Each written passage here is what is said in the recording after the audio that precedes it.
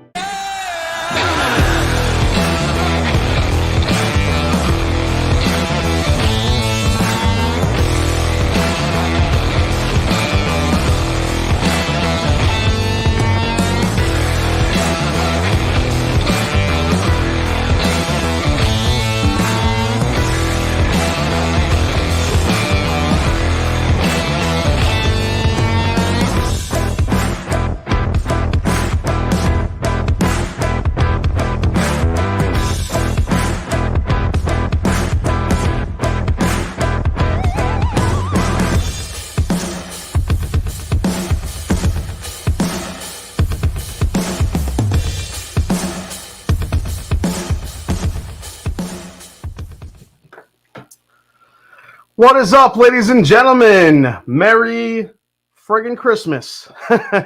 Well, soon, this weekend.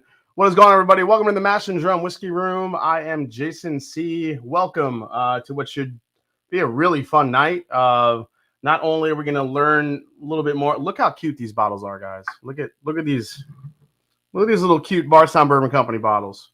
This is what they did for the samples of the Origin series. I mean, this is marketing 101, baby. This is how you do it. Spend a little extra money, you make little minis. I absolutely love those bottles. But yes, this is the Origin series, and we're going to be talking about that a little bit tonight with our special guest, Dan Callaway of Bardstown Bourbon Company. Going to go through a little bit of the history of Bardstown Bourbon Company, a little bit of the some of the evolution of what they've created, what their contract distilling, some of the stuff that they're working on now, but mainly we really want to dive into these Origin series because these are going to be hitting the market pretty soon. And aside from the Fusion series, the Discovery series, all the finishes they do, all the different blends that they work on, this is all their own stuff. 6 years old. We have a rye, a bourbon, a bottled and bond bourbon. That's a wheater. I mean, yeah, it's going to be a really fun night to kind of taste through these. Dan will hang out for however long he can, and once he drops off, if he wants to drop off, we'll dive into some other whiskeys and some of the other stuff that I have cooking up for the rest of the year. But I want to welcome everybody in. I have a little bit of a new setup here tonight. I have a new light, some new lighting, which I think looks great right now. I'm really happy with this lighting, the way it's looking. But on top of that, instead of my computer usually being here where I stream from, it's now here. So now I'm going to be looking a little bit that way to kind of see. But the chat is a little bit closer to the camera now, which actually is kind of nice. So let's see what's going on. Let's say hi to some folks in the chat. John Ferrin's in the house. Chad Sagert, what's going on? Blind Squirrel is here. Tim Cornet, Shredward, what is going on? Terrence Scott's here. What's going on, bud? Drinking Hencocksters over in Wild Turkey, Kentucky Spirit. Awesome. Chris P. Bacon. Love that name. How you doing, Sandy? Nice to see you as always. Wade Waters here.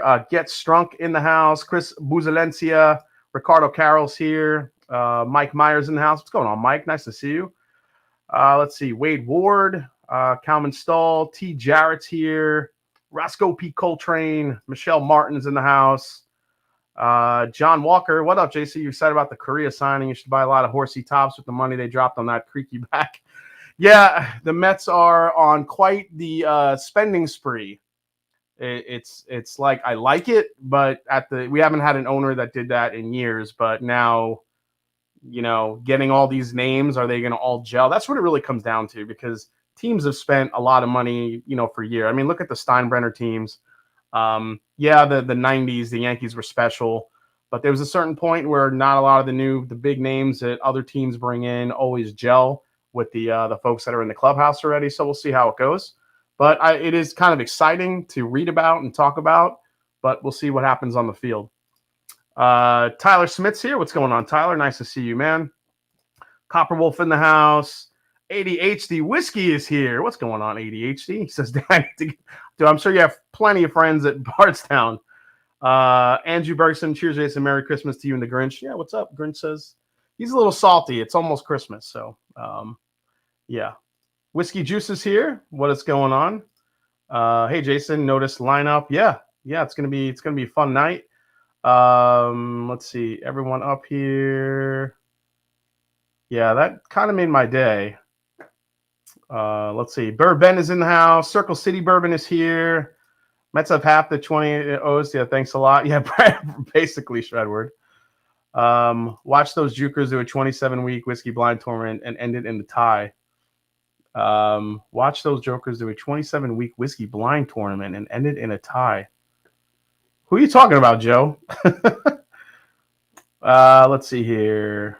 What's the Grinch drinking on? The Grinch has the Bardstown Bourbon Company Goose Island finish, which I think kind of snuck in as I thought I loved the Founders Stout finish, but that thing is on another level. Well, we'll talk with Danny about that one and how that came about a little bit. Kathy Graves, oh, you got your package today. Great. Congrats.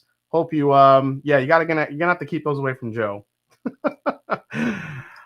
But yeah, so without further ado, well, first, before we bring our special guest on, I am sipping on the one of my favorite Discovery batches of all time. It's the Discovery number 2, which was all Kentucky goodness.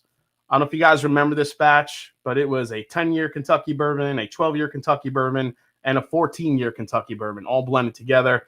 Obviously, different mash bills and distilleries where they were sourced from, but I think this was probably one of the best ones that they ever did. I have here batch 9, which is definitely going to be in my running, my top 10 running this year. Absolutely thought this was fantastic, this blend as well. And yeah, so thanks for hanging out. I think tonight will be a great night. Anybody has questions, feel free to throw them out there. I'll see if Dan can answer as many as you can, as many that he can answer. I know some people want more information than he could probably give sometimes. But cheers to you. This will be the last live stream before we hit, the Christmas weekend. So cheers, Merry Christmas. Thanks for hanging out with me tonight.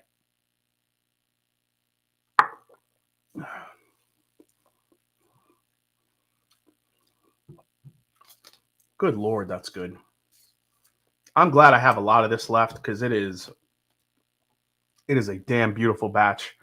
This actually, kills a lot of the special releases that we're seeing today, from a lot of these big distilleries. So this batch definitely holds a special place in my heart. Yeah, those little Bardstown bottles are so friggin' cute, says Sashi Shane. Yeah, they are kind of cool. So real quick reminder, next week, it's a big week, folks. Blendageddon, the finals.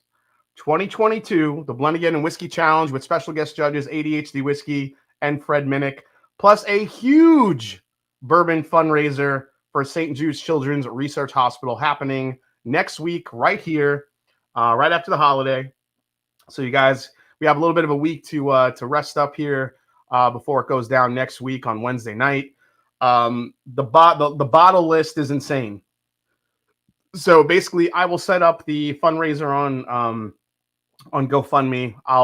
When the live stream posts, I will put all the bottles in the info box. Everybody can, once you go into GoFundMe and you raise some money, Any donation, $10 or over, you will get your name in the hat to win one of the bottles listed. You will see all the bottles that are available. It's going to be pretty amazing. So let's go to the comments real quick. Holy shit, I look like the Liver King. Hells yeah. Jason, which BBC batch are you drinking with the green label? This is Discovery number 2. So, all right. Without further ado, let's bring on our special guest, ladies and gentlemen, Dan Callaway of Bardstown Bourbon Company. Welcome. Great to be here, Jason. Thanks for having me. Looking forward to this.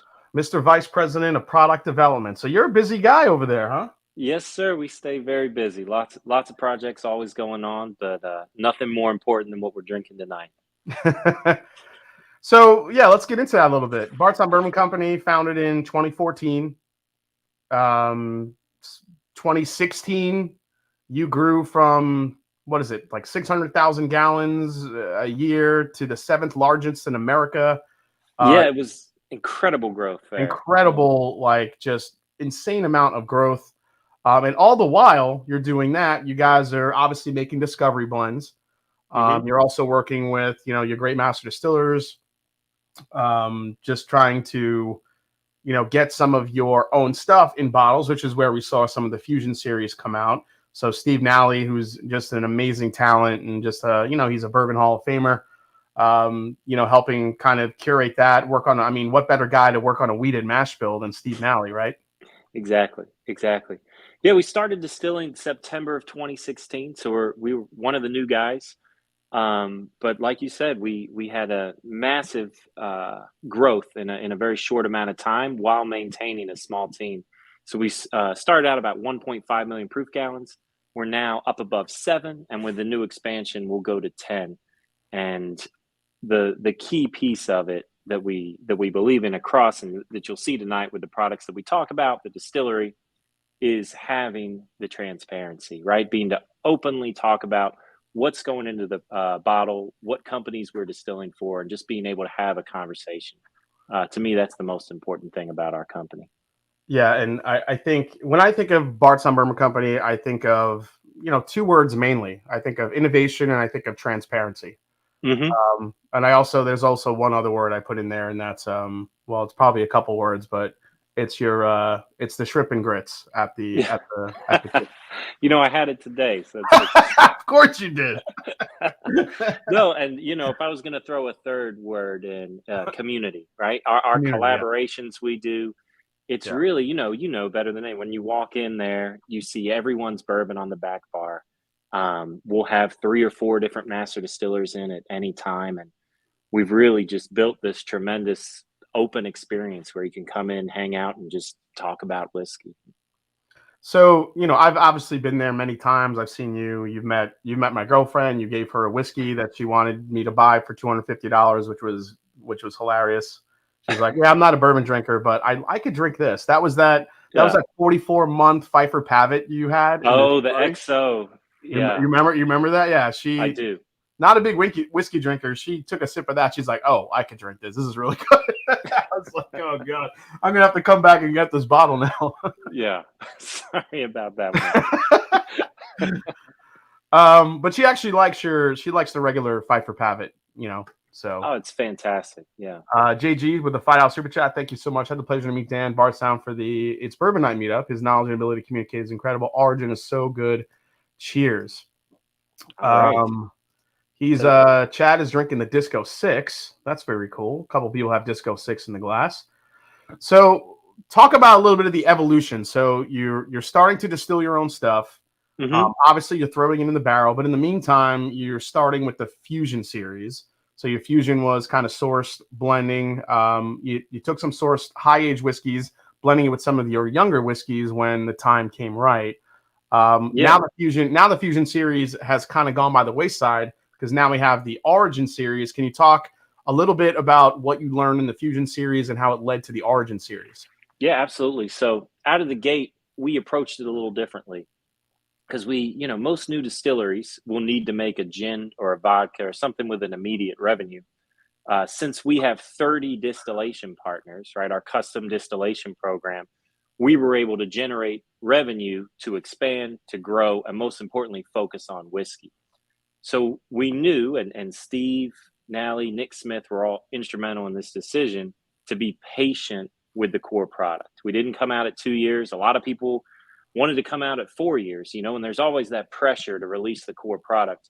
We wanted to be patient and wait for that 6-year age statement. By the way, thank you for doing that, because I don't think enough people do that. But it's hard. I'm telling you, I know. Like, I can only imagine if it was my own product and it was my money aging in there, and I want to make some return on my investment, and I just have all this money just sitting in warehouses. Yeah, it's probably really tough to sit on it for another couple of years.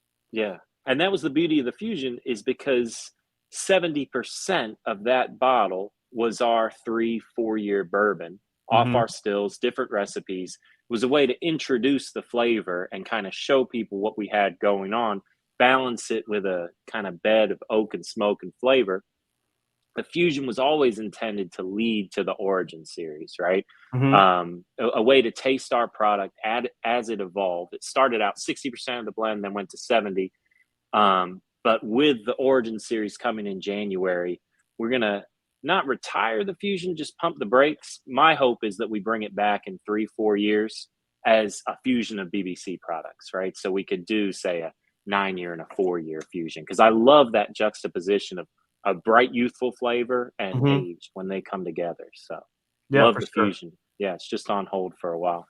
So now you have the Fusion. Now talk a little bit about Discovery Series, because Discovery Series, as I'm talking about, I'm sipping Discovery 2 right here. Yeah. The first few batches we had, a huge level of Kentucky bourbons in there, obviously. A couple legendary batches with some MGP in there as well. Then obviously the MGP high age stuff got a little bit short for everyone. You went to using some Tennessee whiskey. Then now you're looking international. Now we're going to Canada, sourcing some corn whiskey. Now for this batch, this one you went to Georgia looking for a little bit of a craft whiskey type feel to it. Explain a little bit of your process for these Discovery batches, because I think the beauty of the Discovery batches that everyone seems to, I don't know. I think once, the Tennessee stuff gets into things, people are like, I don't know if I want to do that. But I feel like you guys have kind of figured out how to blend it in a way that it doesn't overtake the bourbon profile. I think only one Discovery did that for me. I think that was number 5, where the Tennessee whiskey really kind of overtook the flavor profile. But everything else, it really kind of served as more of a almost just kind of lifting everything up with that high age to it, and everything could kind of play off that. So, let us know, since you're in product development, what's been kind of your evolution of just the Discovery series in general, and how are you making those decisions of what to blend? Yeah.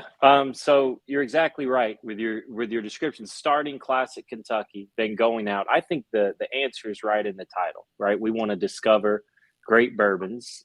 Truthfully, as everyone knows, aged Kentucky and MGP is very hard to find, and as the brand grows, to successfully do that with any sort of volume is tricky. But from that challenge comes an awesome opportunity to be creative and go out and make new blends and kind of be on the forefront of innovation. So with each one, for me, the profile needs to be unique. To me, that's the most important thing. You never want to just make the same whiskey. So every Discovery has a specific identity, a way you could break it down in 3 or 4 words. I always start with the core bourbon. So if you've got, some great 12-year Kentucky, for example, 9 you were talking about, great 12-year, and how do you source around that and build the flavor around it? The Georgia, that comes from a distillery that was making 1 barrel a day, and they're no longer here. So it was just this amazing find to bring in this craft element, where the 12-year Kentucky has a lot of fruit and bright and spice. The Georgia element is all the bottom of the tree, right? It's earth and just adds, like, you turned up the bass on it. I love, starting to use Canadian in a small 10 to 20% range, just because of the rich sweetness it gives on the finish to balance out if you have a great rye that's got this lingering spice, if you just add a little bit of sweetness there, the finish is just remarkable, that difference. And then you touched on Tennessee. It's amazing. We get more pushback on using Tennessee than Canadian, which is a funny thing we never expected. Well, I mean, like you said, the Canadian corn whiskey, whenever I've had it in a blend, I feel like it's a great bridge between the older and the younger whiskeys. I think corn whiskey, light whiskey, whatever you want to call it, has a great way of doing that. Yeah, yep. And the Tennessee, that it's just such a distinct flavor profile. And I think we've really, like you said, dialed in on how to use it in a blend. And trying them side by side and seeing without that note, it's remarkable what it brings to the table for building complexity, right? So Discovery Series, innovative, right? Something different, has to be balanced, right? You're going for that everything. I think of it like a circle, right? Where you don't have those jagged edges, right? It's one picture. And then the coolest thing, and I've got 8 right here, is the transparency, right? I think this is what keeps us on the forefront, right? Saying absolutely, where it came from. We don't call out the distillery. That's when you purchase it, you're not able to do it. But a quick Google on any of these will tell you exactly who produced it. So Discovery will keep rolling. The model's gonna switch. So in 2023, we're gonna go to 2 discoveries a year. One will be called Spring 2023, and then we'll have Fall 2023, because we don't want to be coming out with batch 37, batch 38, right? This will simplify it, tie it to a point in time, which I think is a really relatable piece. And so we'll go from the numbers to to spring 2023 or fall 2023. So 9 will be the last numbered discovery. Okay. And it's going to get a little bit of a label refresh. Looks beautiful, and the blend's done. It's one of my favorite ones. I think people will be really excited. So can you say what's in that blend yet, or no? What's in the next one? Yeah. You'll see it publicly in a couple days here. The cola just got filed. Oh I'll definitely see it then. So it's really it's funny. I got a nickname for it called the Princess and the Tennessee, because it's 2% Tennessee. So I was curious. Tuck that in there. 2% Tennessee. Okay. The great majority is Kentucky. So you've got some 12-year, some 8-year. That's really carrying the load, and it's just this beautiful classic profile. It's almost, in my mind, it's a bit of a return to classic Kentucky. Oh, nice. Okay. Yeah, so it does have other elements, but they're very like 7% here, 2% there. We'll get a little bit of a competition to Discovery too here. Yeah, I think so. But the most important thing, so these blends, we love blending, we love collaborating, working together. But the most important piece of the story is this origin series. Everything we've done since 2016 has really led to this release. Yeah. So so now before we get into the origin series and break these down, let's go into a little bit of the because as a product development guy, I know when we were at the Steve Nally and the Steve Nally induction to the Hall of Fame, I know it was me and the Bourbon Pursuit guys. We went into your office and you had all these different finishes.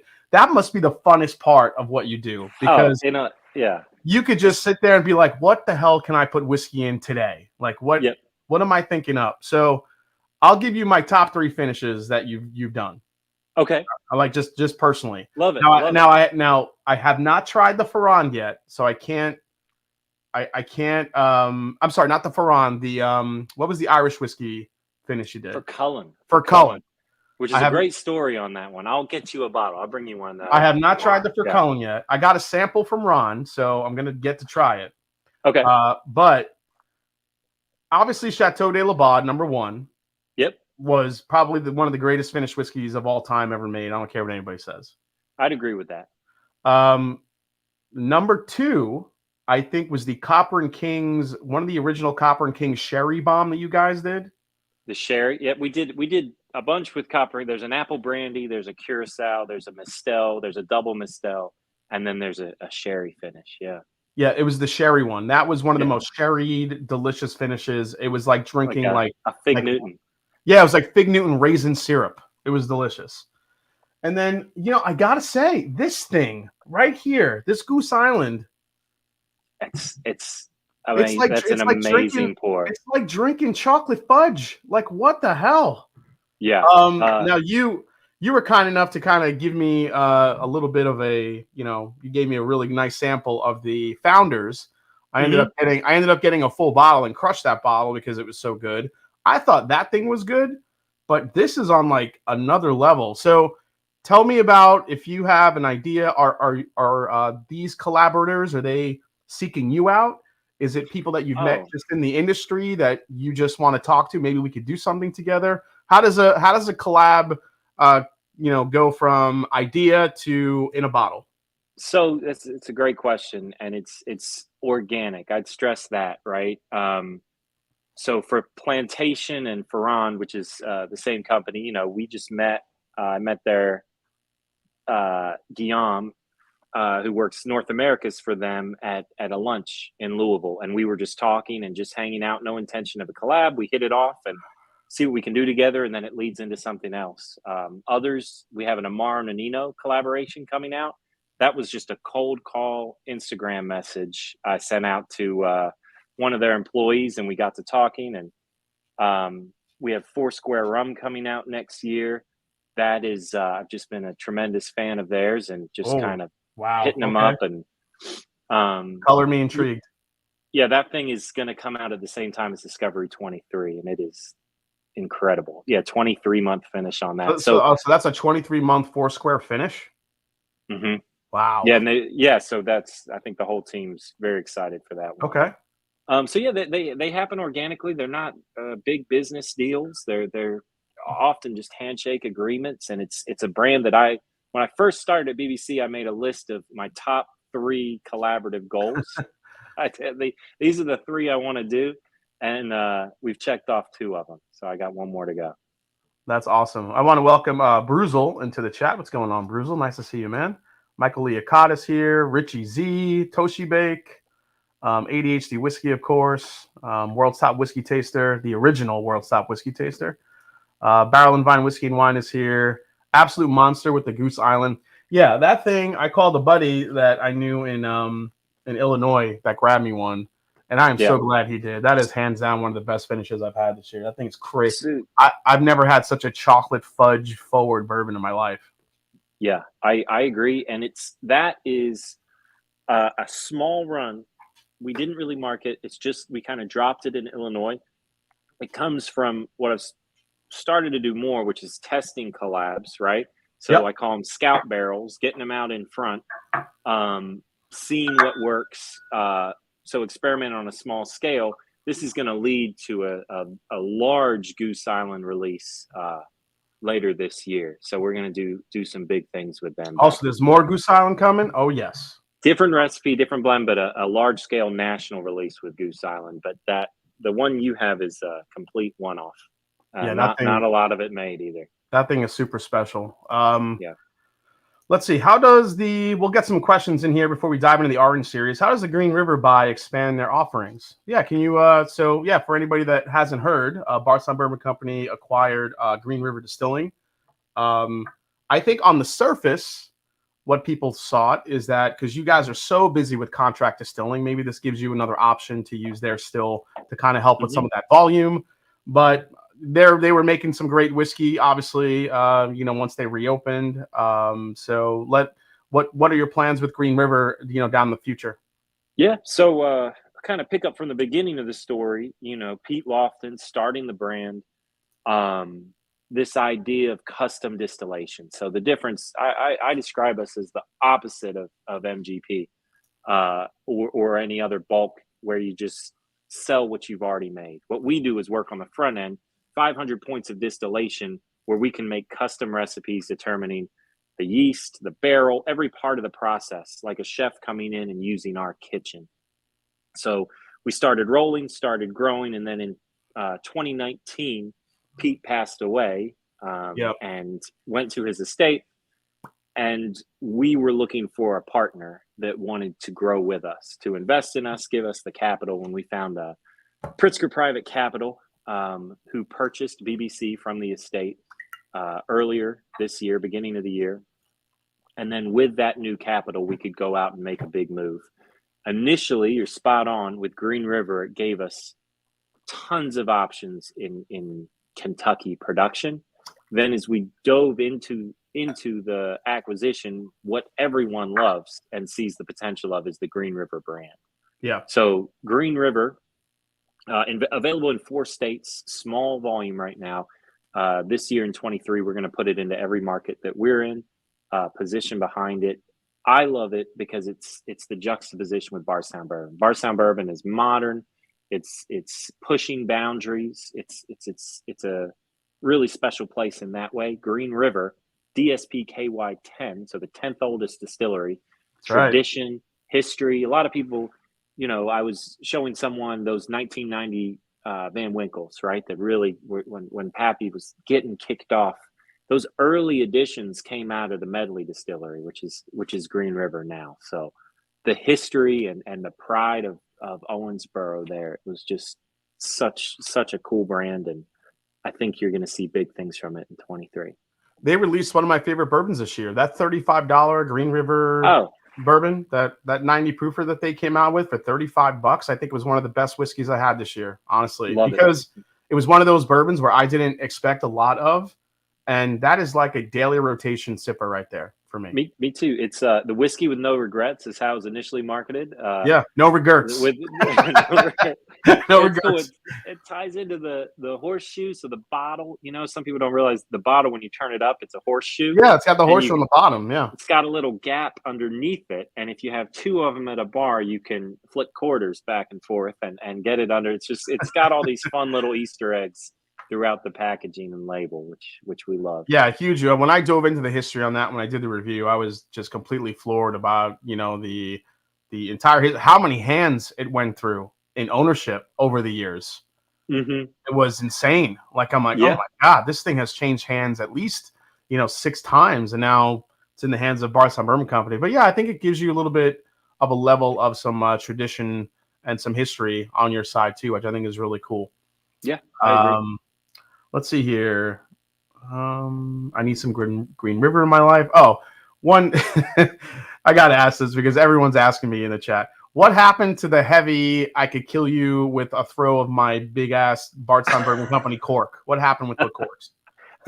So there's a few cork changes. The square bottle, right, had the heaviest. That was the weapon.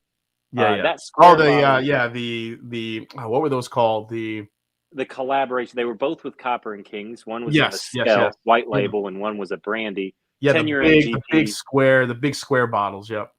That liquid is absolutely incredible. One Mistel, one brandy, but that cork was a monster. It was left over from a previous company, and we loved the bottle. I loved everything about it, but the hardest thing for being on a bar is every bartender turns it this way, and then you lose all your brandy, since it's such a wide bottle. So we switched to the narrow. And then with the recent changes in the cork, what I'll say there is we let the flavor of the bourbon drive everything. So if we have a quality issue with a cork, say they're coming off, or if there's any sort of taint, any risk, we've never had any issues, large issues with cork taint or anything like that. But if there's a risk where we feel like it's not going to do the liquid justice, then we go to something that's going to maintain the integrity of these blends. So we'll continue to evolve on the packaging, exploring other options. You're going to see a refresh on Discovery Spring 23, but flavor of the bourbon for us is number one. It trumps any other decision. Yeah, Rob Zilla with a good question, and we'll get into this a little bit. The future of distribution look, will he ever see it in Washington State? And I think that we'll probably get into what we're about to talk about here is the Origin Series. So Origin Series, Origin Series. Let's get into this.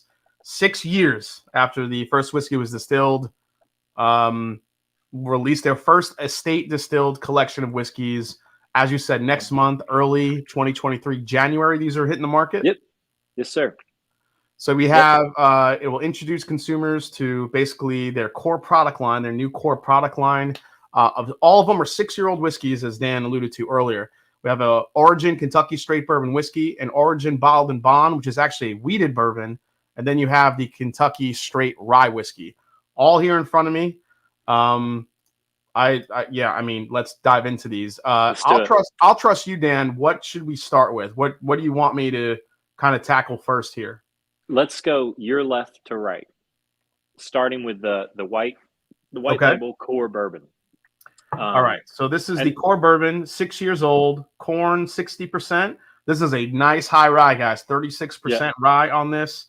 4% malted barley. It's a small bottle, but I'll put it up to the light here. You guys can get a look at it. Yep. Yeah. And so these will become, just to clarify, they'll be coming out in 750 ml sizes. These are the sample bottles. Yes, these are sample bottles, guys. These are not the full size bottles. It will actually be this size. So just to let you guys know. So yeah, this is our core bourbon. We love this mash bill. I love this mash bill for its flexibility, right? The 36% rye gives it the spice, the kick, the grip, especially 7 seconds in. The thing that's remarkable about this one is the finish. The nose is beautiful. The peppery notes come through, balanced with caramel from 6 years of aging.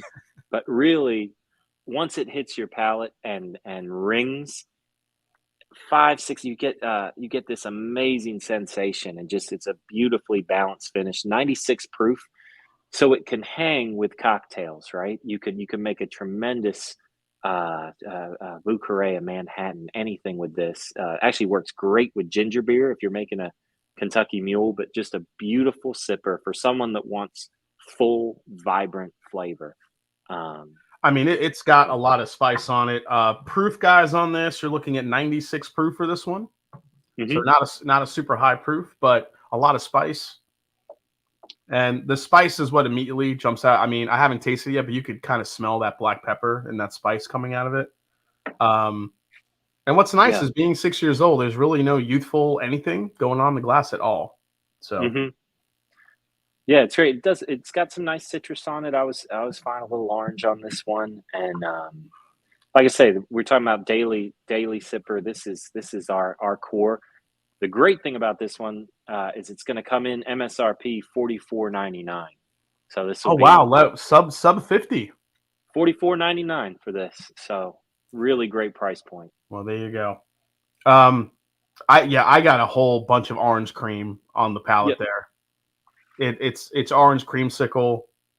Obviously, you get your typical vanillas, a little bit of a lighter caramel. This is a really nice, just easy sipping bourbon. I mean, yeah, it's a great go-to, and I think it stands up to anything on the market, right? For a high rye, mid-range, 6 to 8 year product, and then that sweetness from the caramel married with that tannic grip, to me, just makes it such a wonderful bourbon.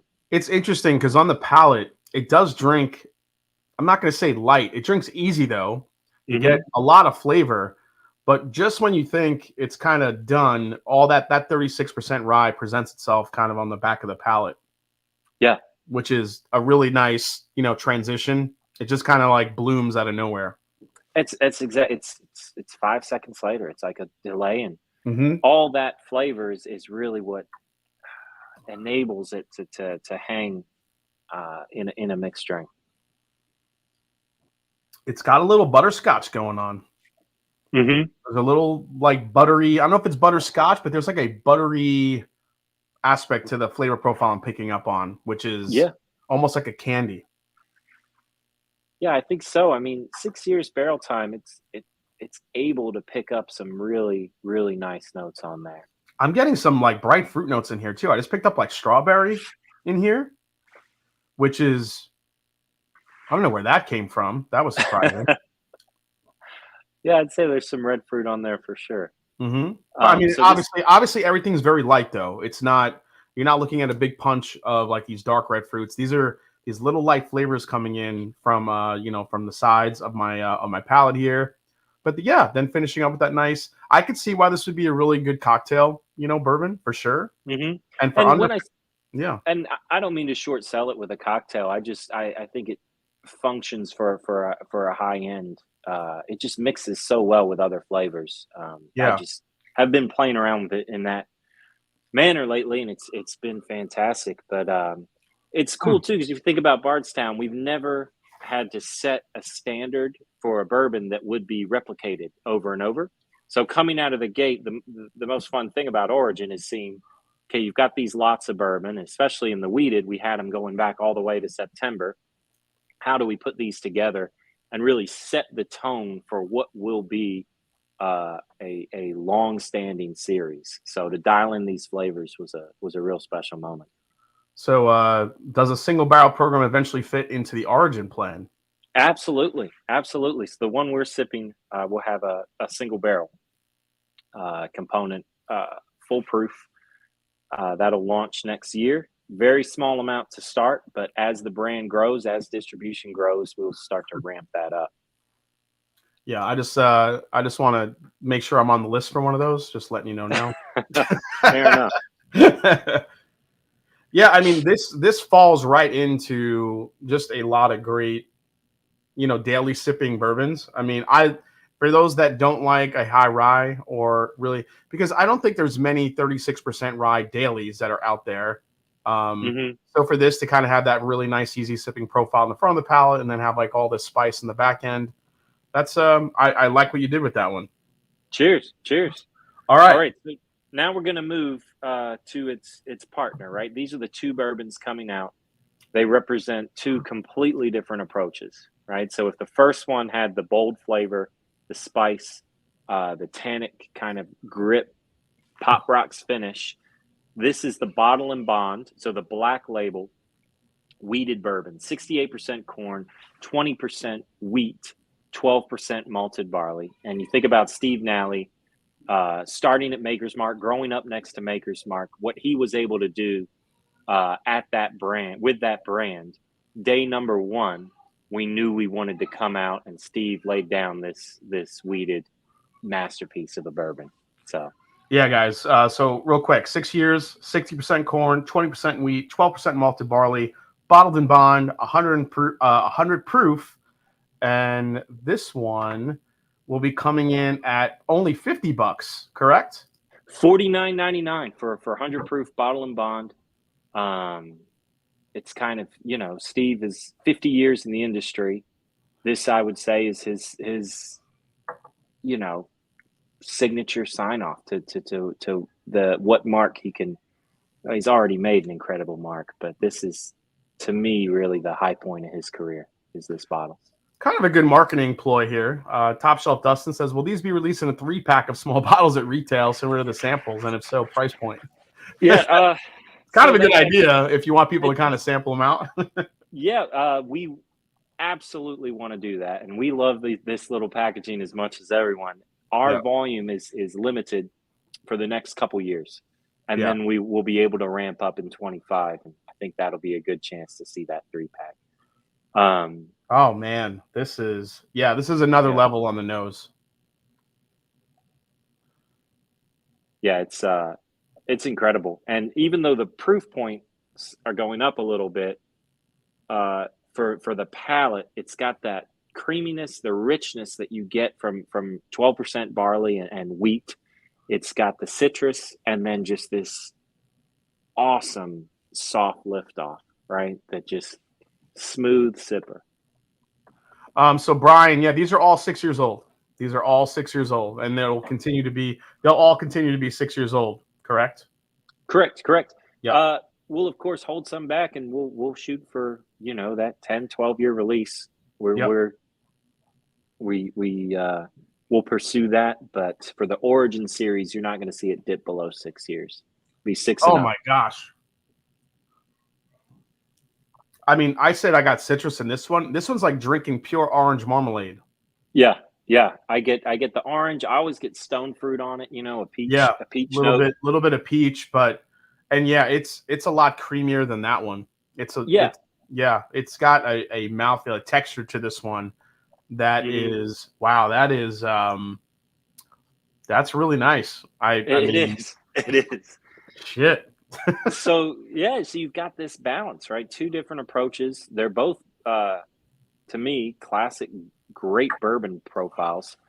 Go ahead, Dan. I'm just kind of process everything in my brain.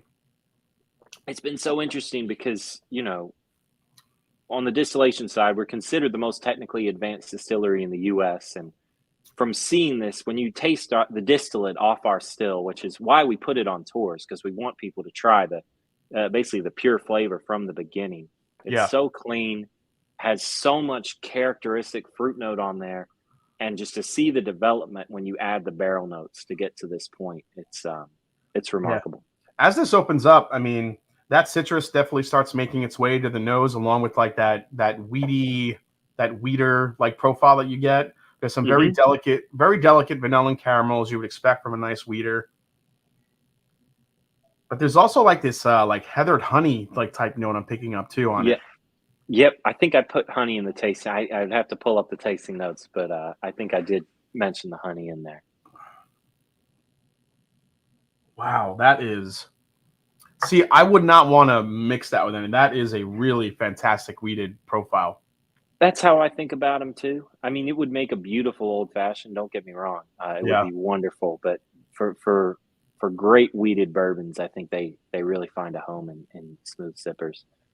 Yeah, just a special one. And Ron Miles is already having me blend these. Now you have to try the Bardstown 4 grain. Start half and half on the high rye. Killer home project. He's not wrong. I'm a fan of 70 of the wheat, 30 of the rye. Can't go wrong there. Dude, that can... I'm sorry, but anyone that... I got to put that up against Weller. Oh, yeah. Please do. Yeah. Because I think that could go right... I mean, God, for $50, that could, I think, go right up... You know, right up... It's right in between the Special Reserve and the Antique. It's got enough flavor, I think, to hang with it. That's a really nice bourbon.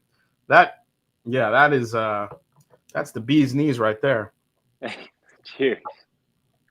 Jeez. So yeah, we're excited for that one. And you know, we haven't even gotten to the third one. So this is a really special core lineup. All right, so third in the lineup, guys. So the weeder. So out of the two bourbons, the weeder is pretty damn special. It's really great. I mean, for a $50 price tag, I think this goes well beyond even, you know, some of the maker stuff. You know, the maker stuff might be a little bit cheaper, but I think this has more going on in it. I got to definitely put this up against Weller and see how it does, both the Antique and the Special Reserve. I think it'll kill the Special Reserve, but I would like to see how it does against the Antique. Now we have their rye. So Bardstown Bourbon Company Origin Series. Now this has a finish on it, correct? Correct. So we do so much on innovation on the front end, right? So 50 plus different recipes, just all kinds of technology on the front end. What I really wanted to explore and what the team wanted to explore was innovation on barrel finishing. So explored all kinds of options and wound up working with West Virginia Great Barrel Company, which is a similar company to us in that we started about the same year. Went to them and looked for basically, hey, what's the craziest thing? What are you excited about? You know, what have you got that is your innovation? And we talked about all kinds of things, but we found cherry wood and created these custom barrels through all these like little wood chip experimentations in different jars. So think about 50 different varieties of different chips, all kinds of different ryes and bourbons, and just chasing this flavor. And what we landed on was a zebra barrel of lightly toasted cherry wood, medium toasted cherry wood, and then American oak. So 3 different staves going around. And then the kicker is when you do these second finishing, sometimes the tannin kicks up a little too much. There's too much wood, too much grip. It gets in the way of the flavor. So we did an infrared toast on it. So there's no flame toasting this at all. It's literally an infrared light. Takes about 15 minutes for it to go around, and the light slowly goes down, and it creates an evenness and reduces the tannin on a secondary. So you get all of the cherry flavor, all those complex wood notes, but without the crazy grip on it, and it lets the rye come through. So 6 years, and then for the secondary barrel finishing, anywhere from 6 weeks to 6 months on this. So 95 6 weeks to 6 months. Yeah, so a blend, and then you know that'll keep going. In a couple weeks here, I'm going to put some in the intention will be to go for years, right? And we'll just have some almost, concentrate of the flavor, because this is a blending exercise of finding that sweet spot of wood finish versus rye notes. And for the rye, 95 rye, 5% malted barley, classic flavor profile, but with a completely unique finish. So this is 95.5. This will be retails for about $70, 96 proof with that secondary finish. Okay. Yep. And the special thing with this one to me is, I would say you could line up 50 bourbons and ryes on the bar and nose this one out every single time. Oh my God. There's not anything that smells like this. It's not even close. It's not even close to the other two. It's wild. It's an amazing. This is like a cinnamon. This is like cinnamon potpourri. Yeah, potpourri is a good way to put it. Is that like a way to say it? Like, yeah, like fall potpourri when you put that shit out like right around the holidays. Like, yeah, that's what that smells like. That's crazy. Yeah, it's wild. And we had this finish, and Ron was he's amazing to go around with, and took us all around Michigan, and we did a dinner, and it was a fantastic chef that focused with barbecue. We paired this with barbecue, and those cherry wood notes with barbecue is just a match made in heaven. So ADHD whiskey, he says, with all the custom mash bills and yeast strains, you believe BBC Distillate has a distinctive flavor profile that will be able to pick up on, or is everything unique? Merry Christmas, Dan. Yeah, so that is such an awesome question. Matt, so. And it's something I think about a lot, right? What's the distinctive? Because 10 years from now, and when people are very familiar with this product, what is the distinctive BBC yeast note? I think it absolutely is there. I think we will lean into it, right? And what defines our products? The rye is an easy one because of the finish, but when you strip away finishing and get at that core bourbon, what is our identity? And I think that'll develop over time. Yeah, or what makes your 95.5 rye different from the famous Indiana 95.5 rye? Yeah, it's so interesting. I think yeast plays a tremendous part, but it's only a piece, right? Yeah. If you think about just two column stills, right? How the flavors they create, there's going to be a unique difference. When you taste them side by side, they're pretty easy to differentiate, but I think as far as that note carrying over into the bottle and bond, carrying into the origin, I think that's going to develop and create an identity over time. My gosh, this is so just it is like a fall candle in a glass. Just apple, cinnamon. Again, that like cinnamony potpourri note. I was saying like that fall potpourri. But there is some nice distinctive rye notes in here too. There is a little bit of a mintiness going on. Mm-hmm. And the rye really, you kind of dig in. The thing that hits you right away is going to be the cherry wood finish. And then when you sit with it, the rye notes, like you say, the herbal tea is a big one for me with our 95.5. Yeah. Green tea. Dill, so are those like fall? Is that like the almond, cinnamon, apple? Is that based off of that cherry wood? Yes, certainly the almond. The almond is directly from that cherry wood. Yeah, I'm getting huge almond punch here. It's like cinnamon glazed almonds for sure. Yep. And just something new, something that has its own place in the lineup. Oh wow! You get it. Yeah. Wow. Yeah. Total. It's not what I expected on the palate at all. I really thought that cherry wood was going to overtake the entire palate, but it doesn't.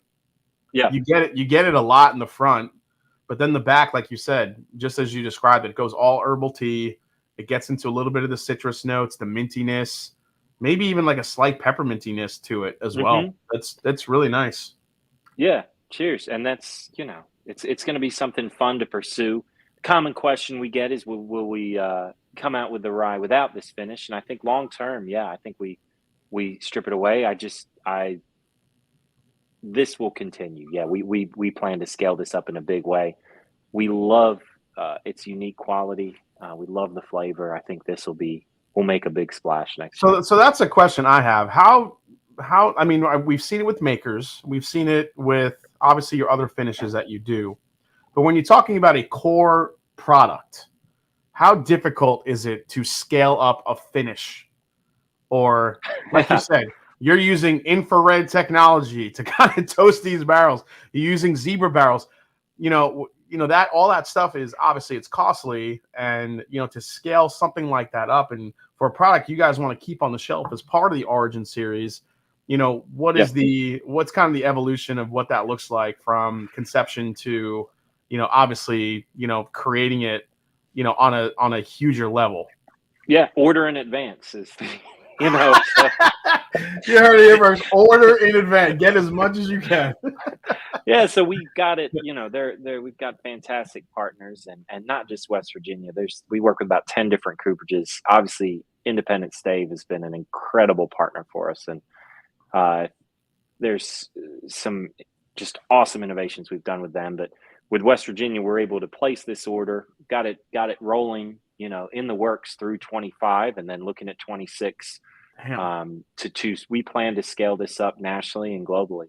So we've got that plan in place. But did you say operationally? Did you say globally? Well, yeah, we okay. We have international plans on the horizon, and I think in a couple of years we'll be able to make those moves. Yeah, our plan is to be a globally recognized bourbon brand. Good question from Dustin. What roughly percentage of barrels are you holding back for those older age statements, or give us some idea of their future plans for older products that we can get? Also, to couple with that, Nancy Fraley was on the show last week, and I kind of asked her,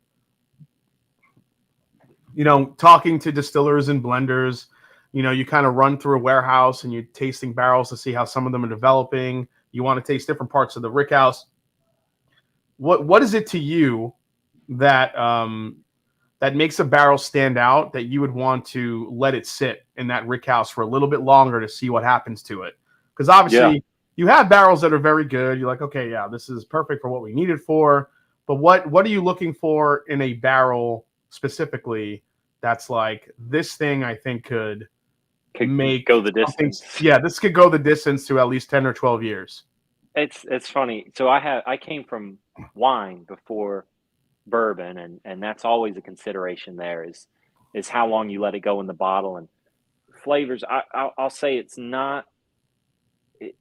generally not linear, right? Where something just it's not a diagonal linear. There'll be pockets and swings, and it'll kind of not hibernate but go down, and then all of a sudden pick up a ton of flavor. So it's a little bit of a mix of art and science to get in there and see what you want. Nancy got real scientific about it. She's like, I pull those samples and I throw it in the lab, and I'm looking for esters. I'm looking for like fatty acids. She wants to see all the congeners in there. She wants to see all those pockets of flavor that's rooting around in that barrel before she makes that decision. Yeah. We have, I would say, arguably one of the best lab teams in the industry, right? And what they're able to run. We're taking everything, running it through. What we haven't found out yet, as the nature of being a young company, is we don't have data on our stuff past 6 years. Yeah. So with every year, we'll learn a little bit. I am a fan of basically letting a few go, see which ones track, and then delaying the 10 years. So with our collaborations, as far as whether to pull it at 7 months or 19 months or even 36 months, if we can just gather the data, both analytically and through sensory, then we'll have a better idea. So even though we started distilling in 2016, our 10-year is not going to come out in 2026, right? It'll probably be more like a 2029, because we can make the decisions to hold back based on what we're finding out right now. So have you discovered you guys have a massive amount of warehouses already. I feel like every time I visit Bardstown Bourbon Company, there's another warehouse that just like appeared. They're going up like crazy. We're up to 14 now. Yeah. Have you guys discovered your Pun intended. Sweet. have you just have you discovered your sweet spots in each warehouse yet? Yeah, there's a few. So if you've been at our place, you'll see the windows, which is the fascinating piece, Yep. right? And Yep. and pulling the bourbon from those windows, tremendously different, both in viscosity, proof, all basically anything you can track how it's aging. It also evaporates quicker. So we went ahead and built a rick house with an all glass front facing, so we can really focus in on a series that just has that pocket. The other thing that we have is unique is different sizes, and I compare it to a pot of boiling water, a rick house, right? You can be huge. You could be 55,000 barrels, which we have some 7-story, 55,000 barrel warehouses, slower swings. We have some that are 23,000 where you have larger swings. And then the sweet spot for me where you have the most amount of pockets is a 7-story, 32,000 barrel rick house. There you can really dive in, and there's huge differences from, say, floor 7 to floor 6. Mm-hmm. And then to floor 1. That's, to me, is what I'm tasting, the big swings in flavor. So those swings, so those swings you're talking about, are they as are they as, what's the word I'm looking for here? Are they as common as what you see across the industry when you're talking about higher proof on the upper tiers and lower proof on the lower tiers, or are you getting different variances throughout the warehouse? No, generally, there's different variances, especially with the windows, right? Those are going to change for things. sure. But you're right. The proof is almost always, barring something strange happening, those top, it's going to shoot right up. Yeah, I always use Four Roses as an example, because they have 6-tier warehouses that are pretty, they're not super tall. And the variances from just floor 1 to floor 6 go from anywhere from 108 proof, 110 proof, all the way up to over 120, depending on what tier you're on. So you don't have to have a tall warehouse to even get those variances, which is interesting. Right. Well, if you think about it, right, heat is going to go to the top. Yep. Whether, you're in a 2-story house or a 3-story house, right, and cap there's just going to be a larger swing.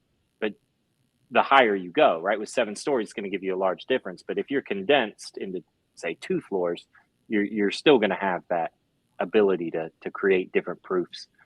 So it's something we're going to lean into with that glass front. It's something we lean into with our single barrel program, where we're starting to move and see where we want to put these single barrels. But we are at the beginning of that research, right? We have 6 years of data that we can look into and make some cool decisions here coming up soon. God, this rye, I thought I liked that bottle. This rye is delicious. It is. It's getting into like I don't know, just because of the cherry wood, but I'm getting like a cherry licorice like mix thing on the palate. Yeah, cherry's on there, right? Which is kind of, no pun intended, the low-hanging fruit, right? But it's exactly. It's like you don't want to say there's cherry in it because it's cherry wood, but there is cherry. Right, 100%. So that was, in the tasting notes wrote, there's clearly cherry on there. But there's also you didn't even want to write it. You're like, I don't even know if I want to write cherry, but there is like a cherry, like Swedish fish, like candy thing going on in here. Absolutely. And like you said, those fall flavors and the almond mixed with the herbal tea of the rye is just such a cool thing. So as a quick reference to viewers, if you've ever had anything from an Amburana cask this year with the heavy cinnamon, the floral notes, the almost like a Jeffrey Wack, who has one of my favorite notes. He's like, Amburana casks remind him of like eating a churro or a cinnamon stick from Taco Bell. Okay, yeah. Like that, like a little bit of that is in this glass. You get that heavy cinnamon, you get the heavy almond. I think the almond and the herbal tea, though, part of it, the black tea on the palate, with a little bit of that is what really kind of takes it over the edge, because you're waiting for that stuff you get on the nose to really overtake the palate, and it never really does. It really kind of is a nice evolution from the almond, heavy cinnamon, a little bit of cherry, and then it just glides into like a really nice, herbal rye with a lot of spice in it.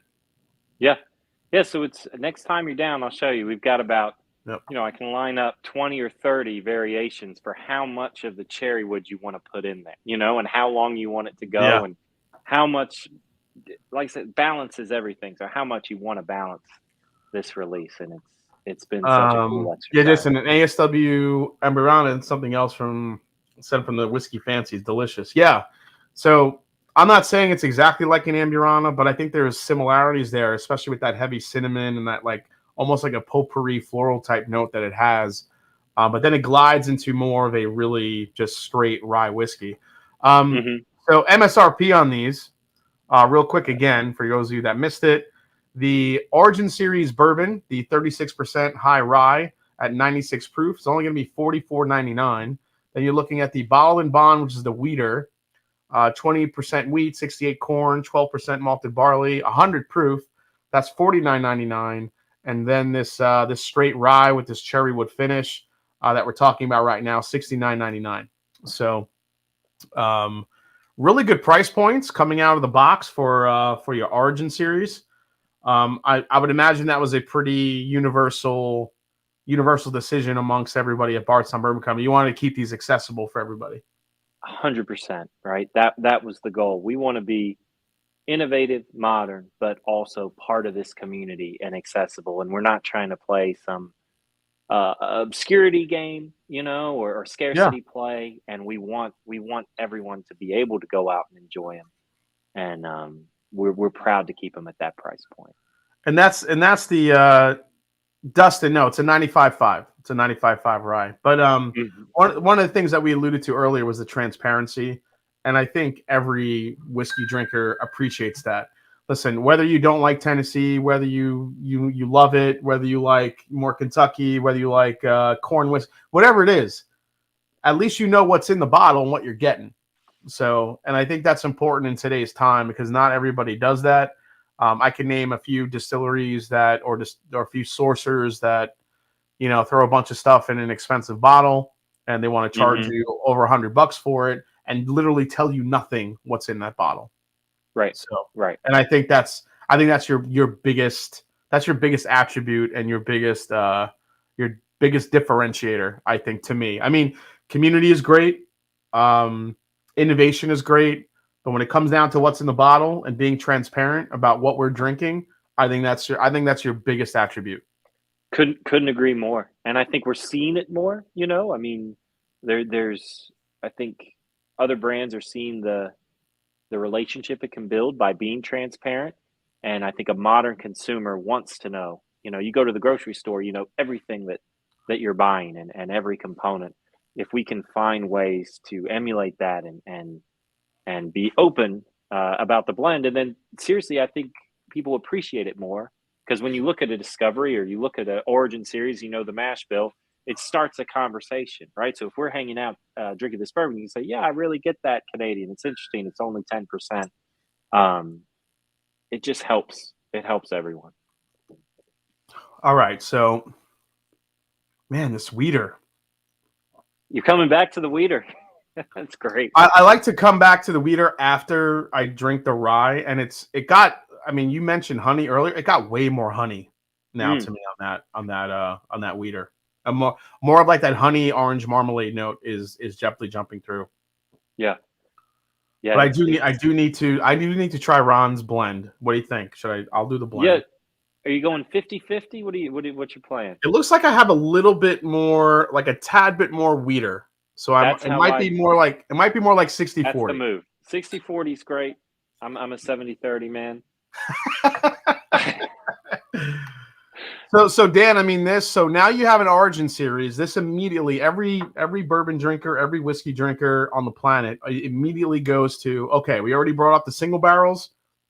Now you have to have barrel proof options for each and every one at some point. Yep. We already talked about higher age offerings of these when we get to that point. Blends, as we just did now, of some of these. You mentioned kind of the fusion coming back as a blend of your actual, estate aged products. Exactly. So I think this kind of takes you into a whole nother universe of what you were doing before. So kind of last question for me as a product development person, the possibilities here are endless of what people are going to want and request. What can you tell us about, knowing you probably have all this planned out already, but Yeah. what are some things you could talk about as far as what you guys have in the maybe not so distant future, but in the pipeline? Yeah, so immediate. We talked about the Foursquare release, how Discovery is changing, Goose Island. The moment I'm waiting for is we're rapidly approaching the ability to do a collaboration with an estate distilled bourbon, right? So I've got a column of product with different mash bills in the origin that's aging that we can go out and find the right partner, find the right flavor profile, and have our first estate distilled product in a collaboration. We'll continue to work in the discovery. We can really lean into our own flavors there, and then have the fusion. I think a development you'll see with discovery is spring is certainly a callback to classic, but I want to go out and keep finding international whiskeys, creative profiles, something that hasn't been done, right? So for Cullen's a great example of that's 80% a custom bourbon blend, 20% 21-year Irish whiskey, right? And you put those together, you work with the blenders, you go out to Ireland, you visit them, you work on it together, and just try to keep pushing boundaries through innovation. Last question here from Bob B. Used to be able to get Bardstown in Vegas, but no more. How do we get you back? We need you here. Yeah, give it we'll get back there soon. Guarantee it. Yeah. Awesome. All right, Dan. Well, I'll let you go. We're Cheers. gonna everybody watching, you stay here. We're gonna drink some more stuff, but I definitely want to give a big thank you to Dan for not only coming on, but really breaking down the kind of the evolution of Bardstown Bourbon Company into this Origin series. Again, January. You guys want to look out for these. I'm telling you, this bourbon, this high rye bourbon is very good, but this wheater and the rye, that's where it's at. That's two really good products right there. I'll probably have a full review at some point once I get my hands on the full size bottles. But Dan, let us know where you could find you and Yeah. and you have any specific drop dates for these for the Origin series? So they'll hit, and please come see us. Come see us at our distillery. Take a tour, hang out. It's the best team in the industry. We are there on site, and we love nothing more than sharing a pour of our products with you guys. So come see us. You can reach out to me at Danny Bardstown on Instagram, the website bardstownbourbon.com, Facebook.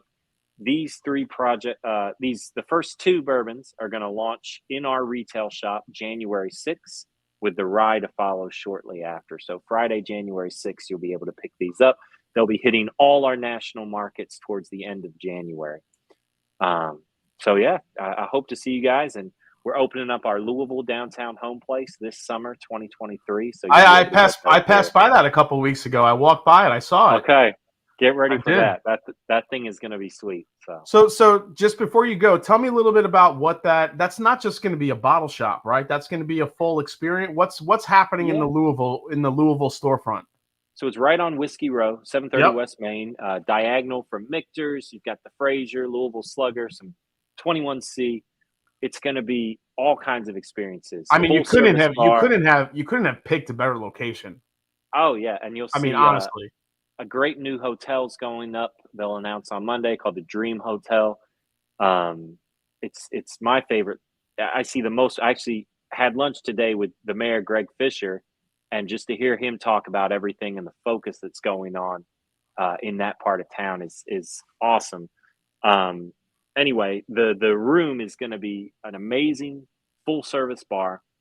Of course, retail, some high tech visual screens in there, some interactive pieces, and then a full classroom where we can do seminars, blending. We can break down blends. All kinds of cool events are going to happen in that educational space. So we want to bring the immersive experiences that we do at our home place to Louisville. I'll tell you what, if you guys can figure out how to not only do if you guys can figure out how to do an immersive blending class, have folks blend from different barrels that are on site, and then be able to bottle that blend and walk out with it. Yeah, you're gonna have a line out the door. that's we're working on it. Yeah, it's something we are working through Because you have listen, Heaven Hill brought us the fill your own bottle experience with their experience. Obviously, you get to kind of choose some of these barrels they selected. You taste them on the tour, and you could bottle your own. Great experience, but a blend is so unique to each particular person. You could figure out how to do that in a quick time frame. Fill that bottle, sign it, put the person's, make it custom, then get them out the door. That's where like Bardstown Bourbon Company. If anyone's going to do it, it's going to be you guys. So, I think so too. Yeah, I think we are actively pursuing something similar. So it's okay. it's there. But All yeah, right. I will stand. 23. Yeah, just like Brandon Martell said, I would stand in that line to do that. So awesome, man. All right, Dan. Thanks for so much for your time. I know it's leading up to Christmas here, and I do want to tell everybody that anytime I've ever visited Bardstown Bourbon Company, Dan and the staff there have been nothing but first class, world class, super nice, and just so welcoming and willing to share their information, their products, the experience, just the whole vibe at Bardstown Bourbon Company. If none of you have ever been to that distillery in Bardstown, it's an experience like no other. Plus, the shrimp and grits and the food is really effing good. So, just gonna see that. Cheers. So, Dan, thank you again for coming on. Merry Christmas, and really great to see you, man. Cheers. Hey, thanks for all the great work you're doing, man. I will. Appreciate you. Take care. See you. All right, guys. So we're back just in time. It looks like the girls are here. Ugh, Tinder, our girls right first. That's what it's about on a Whiskey Wednesday night. Oh, I love it. Okay, so guys, no joke. Dan's off screen here. To be completely, I was honest on obviously tasting these. That wheater, I think, is really something great. And this rye whiskey it's unique. It's not a standard profile rye. You're going to have, like I said, that heavy cinnamon and all that stuff that goes along with it. That is all up in here. It is very different. I wouldn't say very different, but for a rye whiskey, you would think it's going to be a little bit more on that herbal side. It's not your typical 95.5 rye. And I think they were smart by doing that because so much 95.5 rye is out there, from MGP and even other distilleries doing it on their own. The fact that they laid down a cherry wood finish on it, I think makes it stand out a little bit more, gives it a little bit more spice, a little bit more of that cinnamon, almost like almond potpourri like flavor. It's crazy. I think the wheater and this rye are going to be the two that people are going to gravitate towards once they get their hands on it. So absolutely hell of a good time. So we have some it's only 10:20. Shit. All right. This is up to you guys now. It's the week of Christmas. Merry Christmas. You tell me what you want me to drink or compare. What should I do tonight? You know what? Before you do that, I do have a bottle I do want to dive into because everyone's talking about it. And if you guys watched Fred Minnick and his tasting last night, he whipped through like 4,000 whiskeys in what seemed like an hour. And the one bottle that really caught my attention that rated, I think 92, 93, 94, I don't remember exactly, was this bottle right here. The Larceny Barrel Proof C922. Now, I have a very turbulent relationship with this bottle. People, this is one that I'm not exactly super crazy about, but everyone's telling me that this C922 is God's gift to wheaters. So we're about to find out. But yeah, these aren't these amazing? I love these bottles. I really do. We're also gonna go Compare the Russell's batch 13.2 to batch 3. I don't think my batch 3 is open yet. 15-year Hardens Creek versus a Tote Beam 15-year. Oh, that's a good one, Top Shelf, Dustin. Weller versus their Weeder. Oh, we might have to do that for sure. Compare the Russell's 13. Breaking Bourbon named that Larceny. Yeah, that's the other thing, T. Jarrett. Breaking Bourbon, I mean, they're great guys, but my palate does not line up with them, I think. They have stuff that they love that I don't, and vice versa.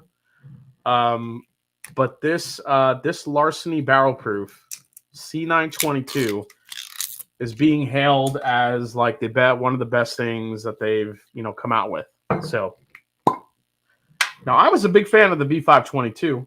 I'm sorry, I totally forgot. ADHD Whiskies in the house, America. Let's get into this here. All right. Larceny C922, 126.6 proof. There it is. I'm going to do a full review video on this, but I definitely wanted to find out if it's as good as everyone is saying it is. Not only Breaking Bourbon, Fred Minnick, people I talk to, because they know I give Larceny Barrel Proof a hard time. Is it as good as it is? So, you know what? I'll grab that Fancy Franchi. I will. Everyone's saying that's a banger. Okay. Both Larceny's B and C going to head would be amazing. I could grab the B because I like the B. Hope I don't fall on my ass here. Is this B? Is this B? Yep, I got B522 right here. So I'm glad I got some extra glasses. All right, so here's the C. Here's the B. America again. So while we're doing this, so my Patreon live stream last night, I talked about the bullshit that is the Whiskey Advocate Top 20 Whiskeys of the Year. I don't know if you guys have seen this, but it's pretty awful. Whiskey Advocate. Let's go here. Top 20. Top 20, the most exciting whiskeys of 2022. Most exciting. That's a bold statement. So let's get into this here a little bit. Let's run down this list here. Gonna show you guys here, and let's kind of do this. We'll do this view. Number 1 on the list, Jack Daniel's Bonded. Now, they gave this, so okay. I don't even know where to begin with this. So this is the thing. These lists that come out each and every year, let's say they're questionable. Now, I don't have a problem with them choosing Jack Daniels because the Jack Daniel's Bonded. If their goal is to pick something affordable, accessible, something that's solid, a good drinker, I think Jack Daniel's Bonded fills those voids and actually checks those boxes, I should say, to kind of warrant maybe making that a number 1. The problem I have with it is the score. Now, if you look at the score, 97. Jack Daniel's Bonded got a 97. 97. I look. If you want to give Jack Daniel's the praise for the Bonded being a very good version of Jack Daniel's at an accessible price point, I love that. I totally love that. But to give it a 97, because sometimes value, availability can supersede something that might be not amazing. You know what I mean? Because it's like, okay, well, this bourbon or this whiskey is It may not be the best I've seen or the best I've tasted, but the price and the availability on it are incredible. So you kind of have to put it up there. But when you start talking about scores, when you're getting into a part of whiskey where Jack Daniel's Bonded is getting a 97, I mean, did they taste anything else this year? I mean, listen, I was very disappointed this year in a lot of shit that came out, but I sure as hell know there were a lot better, whiskeys I had than Jack Daniel's Bonded. And just to reiterate, because I always like to tell people, if you don't think that Jack Daniel's is a bourbon or qualifies as a bourbon, you're wrong. So I'm just gonna kind of end that debate. I think Coy Hill received a 5.97. Weird. Let's see. So Clemson football says it's a panel. Yeah, so let me get into that part of it here. So when you go to the bottom here, and let me switch the review here so you can see it. It says each year Whiskey Advocate Buying Guide reviews collectively sample hundreds of whiskeys. These include rare and extremely limited releases, as well as new and emerging labels that will find their way to shelves across the nation. To determine our top 20, we begin by looking at whiskeys that rated outstanding, 90 points or higher, on Whiskey Advocate's 100-point scale. God, I'd love to see that scale. However, the top 20 is not simply a collection of our highest rated, because many of those are so limited, they would be impossible for most readers to locate or purchase. Therefore, in addition to quality based on score, our selection also prioritizes value and availability. So, the review panel tasted the eligible whiskeys in a series of blind tasting flights to arrive at the final list. The average rating from the blind tasting supersedes the original buying guide rating. All right, so there you have it. That's how they work it. They're focusing, like I said, on availability, price, value, and I think Jack Daniel's has all that. But if you're tasting it blind against others, I don't see how somehow that gets a 97. What I want to know is that once they found out what it is, does the price and value increase the score? Because if that's the case, then maybe 97 makes a little bit more sense to me.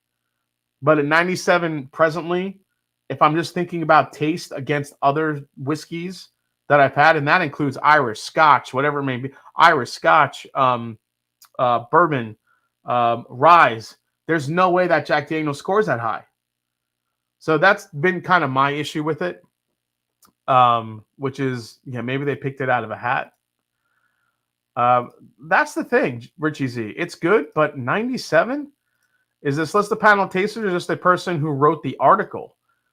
I mean, from what we're seeing, they claim there's a panel for it, but everybody assumes that everyone's getting paid. People are getting paid under the table for this. So I don't know. Real quick, let's go through the rest of the list here, and we'll kind of react to it here. If anyone have not seen it yet, Jack Daniel's Bonded, number 1, Redbreast Kentucky Oak Edition. I thought this whiskey was okay.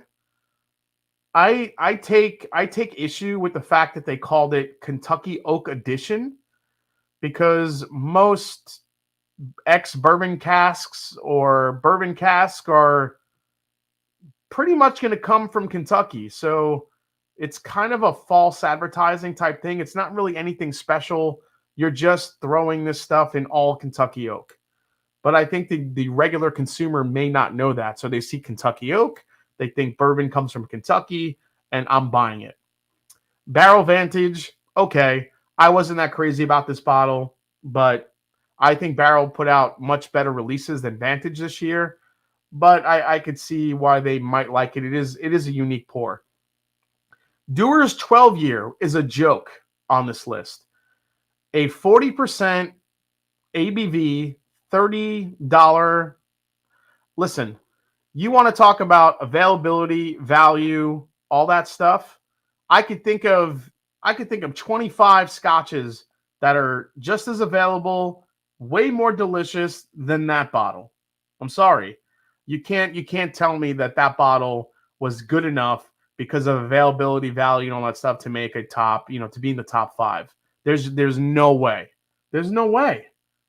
I mean, that drove me absolutely nuts. Yeah, I might fall off my chair.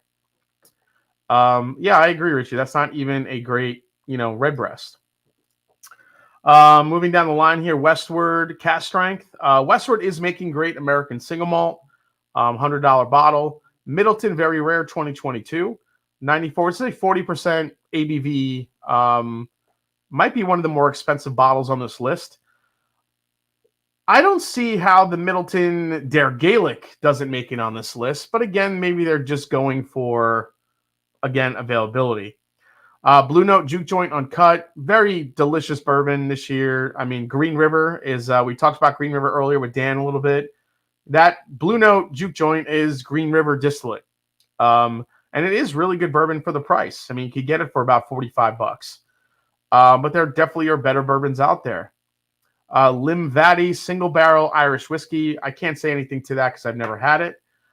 Brooklotti. I love Brooklotti. Everything they do. $75 bottle. I can maybe see that making the list. Nelson Brothers Green Reserve. This is what kills me. This is an Indiana, Kentucky, and Tennessee blend. They gave it a score of 93. It's a $60 whiskey. But when you talk about value and availability, that's not a good value, and it's not that available. Okay. Sweetens Cove, Tennessee, toasted sugar maple finish. You lost me there. This is exceedingly not available everywhere. It's $60, and yeah, no. Peyton Manning doesn't know shit about bourbon and whiskey. Tomanatool Cigar Malt. I haven't had this. I don't know if anyone in the chat has. Let me know if you did in the chat. 13, we have a Japanese peated whiskey. 14, Black and Rye, the Lightning, double cask, Madeira, and rum. Haven't had that yet. We have a Bardstown in the mix, which is the plantation rum barrel finished. I mean, we were just talking, how much I do like the Bardstown stuff. I was not crazy about that plantation rum finish. I thought it was lacking complexity for the price that they wanted it for, and the rum punch just wasn't there for me. Bushmills 12-year Irish whiskey. I mean, come on, you're killing me. Gold spot, red spot, blue spot, Bushmills. 17 is another. This is an India whiskey, the Trini, the 3-wood, 94, 46%.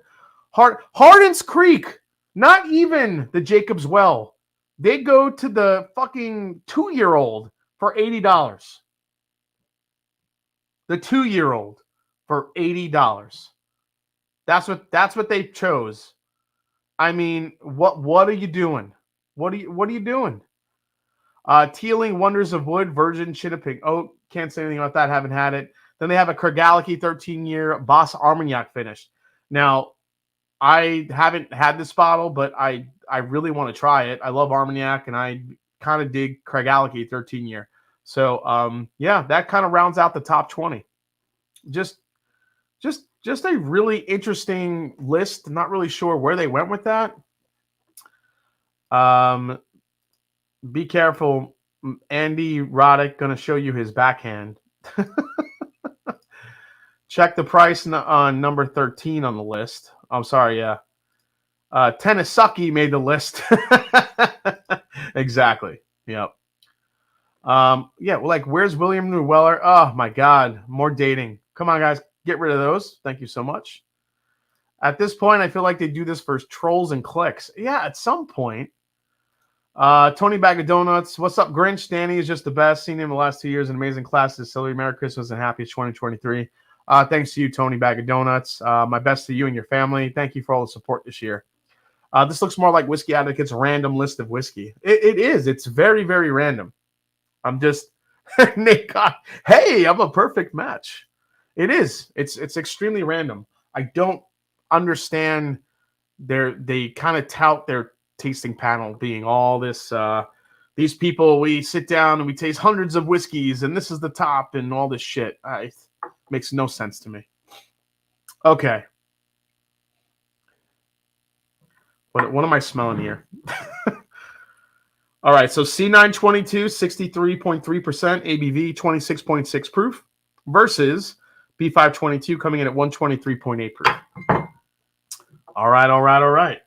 Let's see if this C922 is as good as everybody says it is. All right, so compared to the B, which I really liked. What's going on, everybody? If anyone has any questions, just feel free to throw it in the chat. This is a pretty casual night. We had Dan on. We're just hanging out, drinking. Any questions you have, throw it in the mix. I am working on my top bourbons of the year. I was actually thinking of maybe doing kind of a live tasting like what Fred did. Usually I kind of save that for Patreon, but it might be fun to kind of do, live. I probably have about 15 bourbons in the mix that I want to throw in it. 15 bourbons and whiskeys. Not everything is just a straight bourbon. I have a rye list that will be separate from those, so we'll see how it goes. But Top Shelf Dustin says, "I'll get you a taste of that Craigellachie. Don't expect to be impressed." Really, Dustin, that breaks my heart a little bit. Anytime I see Armagnac finished, I get real excited. But yeah. Smoke Bulldog says, "I'll watch Jason drink 100 pours in one sitting." Yeah, and then fall off my chair. So, as far as from a nose perspective, the C922 already has a way better nose. And you could see, these aren't really, the B522 doesn't have a huge advantage. It hasn't been open for that long. C922 just cracked it right now. But already there's a way more dense brown sugar, nutty, cinnamon heavy, that larceny. It's not really a larceny profile. I think it's just a Heaven Hill profile, to be honest. Will you wear an ascot like Fred on Patreon? No, I'll never wear an ascot. Jason, what is your worst whiskey of the year? Oh, Kathy, that's a good question. My worst whiskey of the year. Now, if I'm factoring in price to value of what I tasted, it's probably the Little Book 6. That thing was awful. And what they wanted you to pay for that whiskey, yeah, no. That did not do it for me. Little Book 6 probably is up there for me this year. That's probably the first one I can think off the top of my head that I really did not like at all. But the worst of the worst was probably the Basil Hayden red wine cask finish. If you saw my review, I hated that whiskey so much. Even though it was a traditional finish, it still tasted like someone poured red wine in my shit, and I hated it. Let's see. Which Bardstown Origins was the best? Lionel G. It's all about the wheater, the 100 proof wheater, and the rye. Those are the two that stand out. This is a very solid bourbon, but these are the two that I would sit down and sip. Hey, what's up, Travis? Nice to see you, man. I like the Larceny B522 and C922. Blue Note, Shook, LE, High, Starscream, Rye Edition. What? Hot trash. Yeah, hot trash. ADHD whiskey, you talking about the Little Book? Yeah, totally thought it was hot trash. Who Flowing Nugget says, if you watch their videos, they say they rank the whiskeys based on quality and availability. And by that logic, I would have chosen Jeff the Creed. All right, let's try B again first.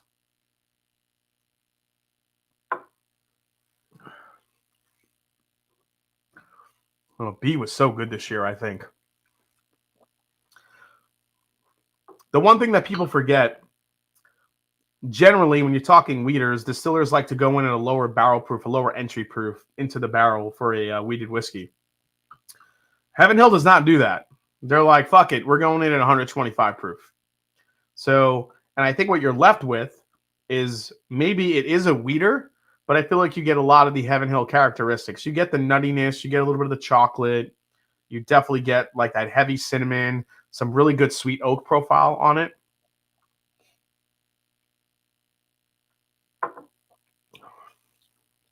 And I think that's why the Larceny barrel proofs seem to be so hit and miss for me. Because some come off like wheaters and some don't. I think B does come off more of a wheater profile. It's a little bit easier on the palate. It's not too much in your face. The finish lives right here in the back of the palate, doesn't go really too crazy off the reservation. All right, let's try the C922 now, which I think smelled wonderful on the nose. Oh my God, the sex sites tonight are just... Dang, I always bring out the sex bots. Yeah, Mr. Jigs, kind of keep them down.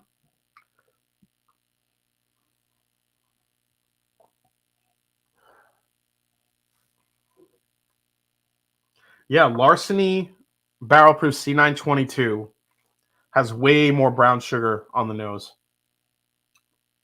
Trying to make Christmas money. Yeah, apparently. All right, let's try this one.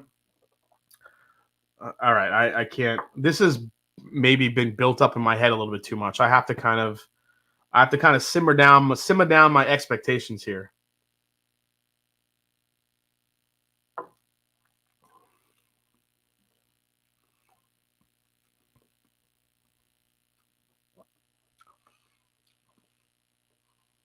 Okay.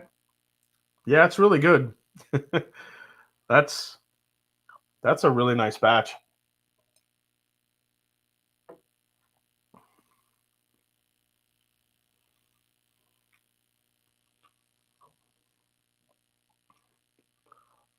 It really makes me think if there's older whiskey in that, or if the barrels they chose just come off older.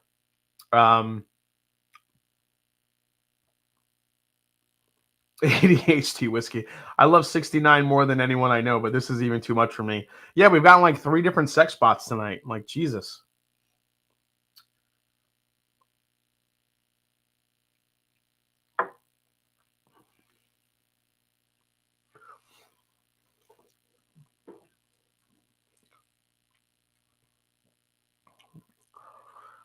I could see why people are rating this high. So this is the deal with C922. Not only does it drink like a weeder, there's really no like afterburn on this. It's all flavor. It's not as punchy in the face as the B, but I think the proof shows up more in it rather than against the C.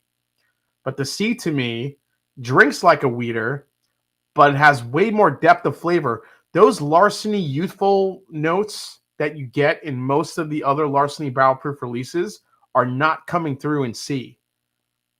This is a sneaky, like, I don't think they used older whiskey. I just think they maybe chose better barrels, to be honest.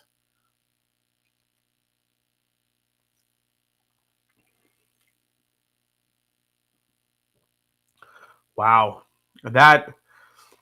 There are no youthful notes in this at all. This is all sweet, flavor, brown sugar. Not even the nuttiness is there on this. I'm getting just like all vanilla extract, deep rich caramel, all of it in the C9. Wow. Okay. That surprised me. I did not think it was going to be that good. Yeah, chocolate too, Hef. I totally agree. There is a rich chocolate, brown sugar. It's coming off like almost like chocolate pecan pie to me.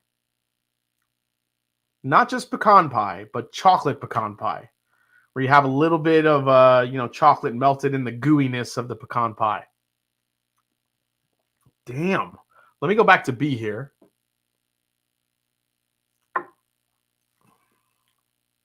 And see, as good as B is, it has that sharpness to it that you're used to with the Larceny Barrel Proof. That bite, that sharpness, that almost that youthful character that is just like that flick you in the palate. And then, oh man, this.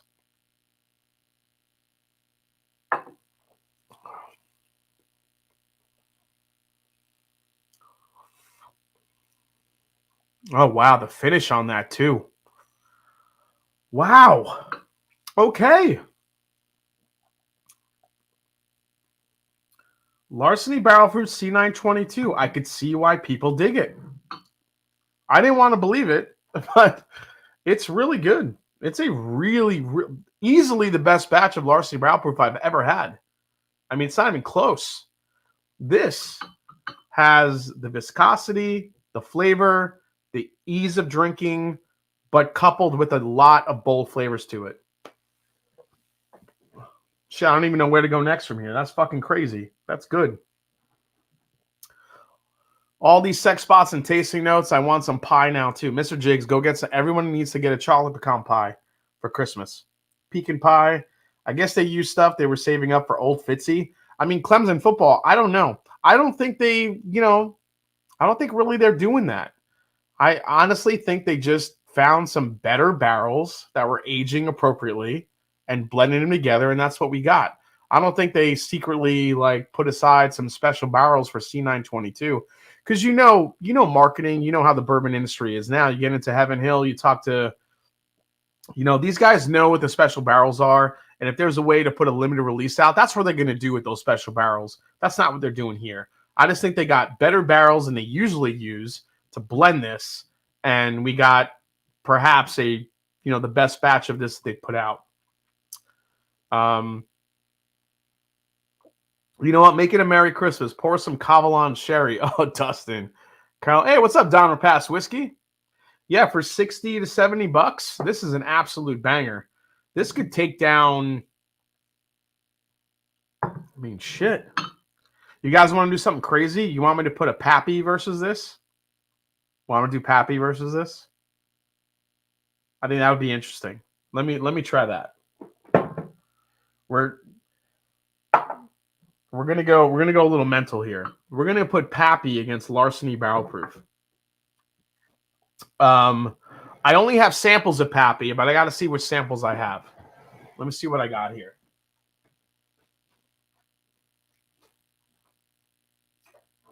All right, so I know you guys can hear me.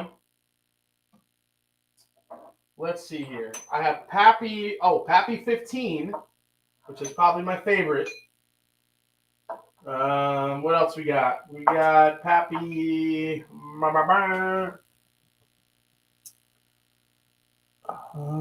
Yeah, Pappy 15. I thought I had one of the older ones here. Oh, here we go. Okay, that's what we're gonna do. So I don't have Pappy 20, but I do have samples of Pappy 15 and Pappy 23. All right. Let's see how these do. Just Pappy versus Larceny, both Weeders Ussin. Why not compare bottled water to it? Well, I'm going to go off of ABV here.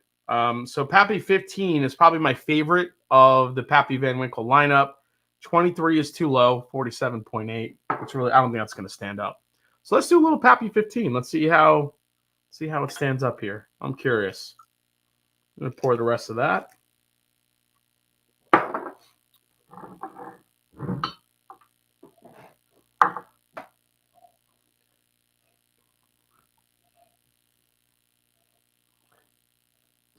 Wow.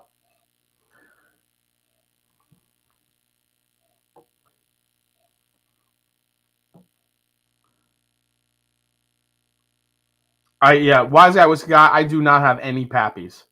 By the way, did Ohio release, anybody in Ohio, did they release the names of the winners for the BTAC and Pappy lottery today? Or did I imagine that? Did they do that yet? Anybody from Brohio watching?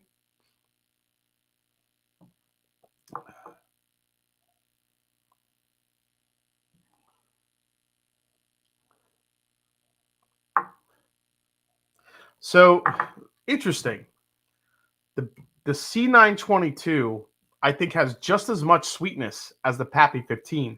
But the thing that the Pappy 15 has is that dusty oak note that I think puts it over the edge. You could really get the wheat, like the wheat profile on the nose. I haven't seen them, but I never win. The Mash and Drum should be released the 23rd. Oh, the 23rd. Okay. I don't know. I never get picked, but it'd be interesting to see if I actually win one of these years. All right, let's try the Pappy 15 here.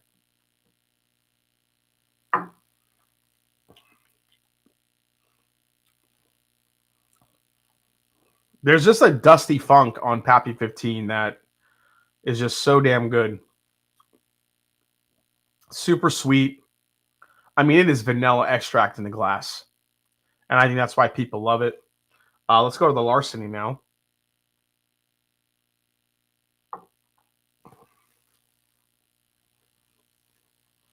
So coming off the Pappy 15, the Larceny, now the nuttiness comes out of the Heaven Hill. You definitely get the nuttier profile of it. That pecan pie note rings true in this comparison. But I think if people had this side by side, they would still go for the Pappy because it's sweeter. It really is. The Pappies just have a way of being like candy.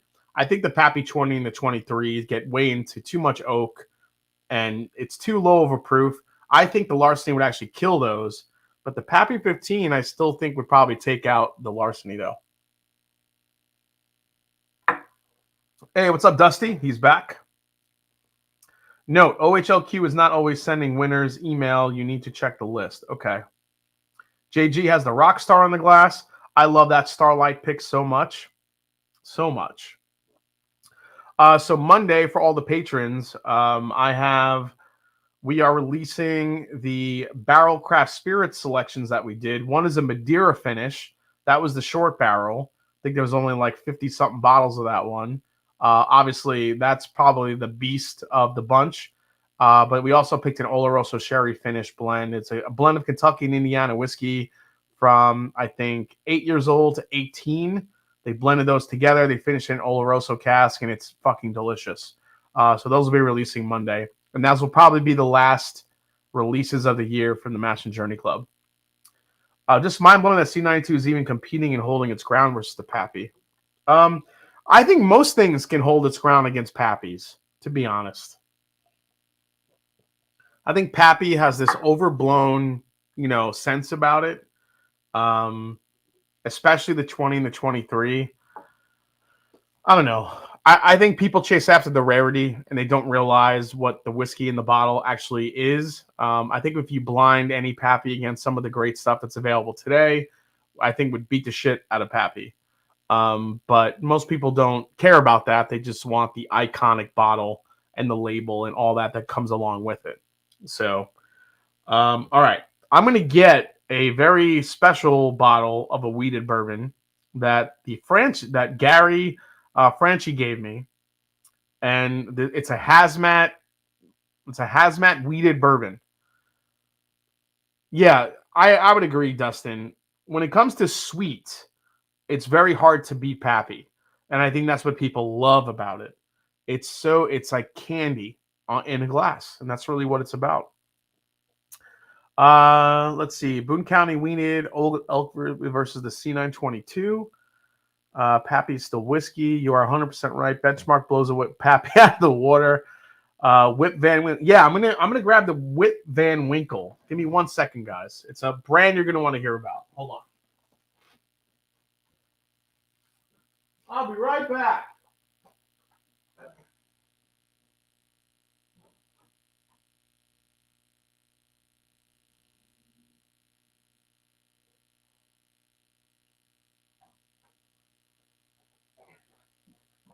All right. Just had to go to the bunker. This thing was so good, I had to bunker it. So let me put this aside. Let me grab a fresh glass here, right here. So,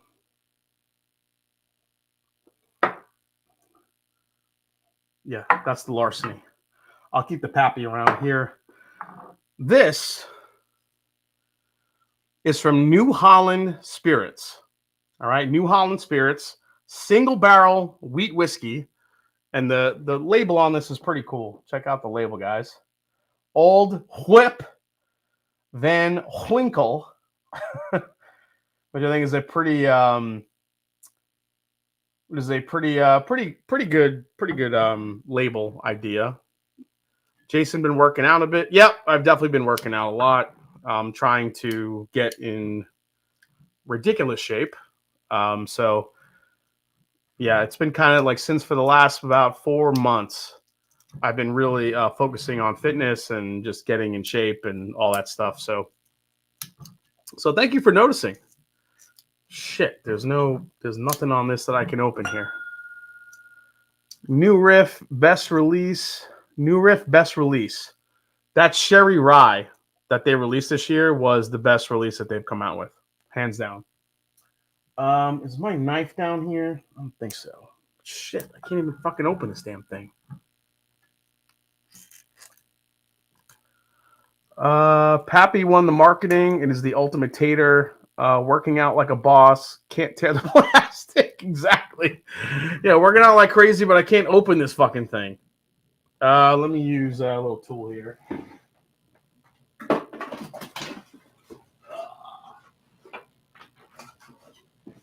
See, this is what you get with live streams, guys. You see all the pain here. There we go. I think I just be able to break through that. There we go. All right. Nailed it. So, New Holland. This is a Michigan product. It's out of Michigan. I'm sorry for any Ohio State fans out there. This is from Michigan. Genuine new line, sweet mash from Old New Holland Distillery. The proof on this, guys, 142. That's right. We're going hazmat. Yeah. This is in 8 summers old.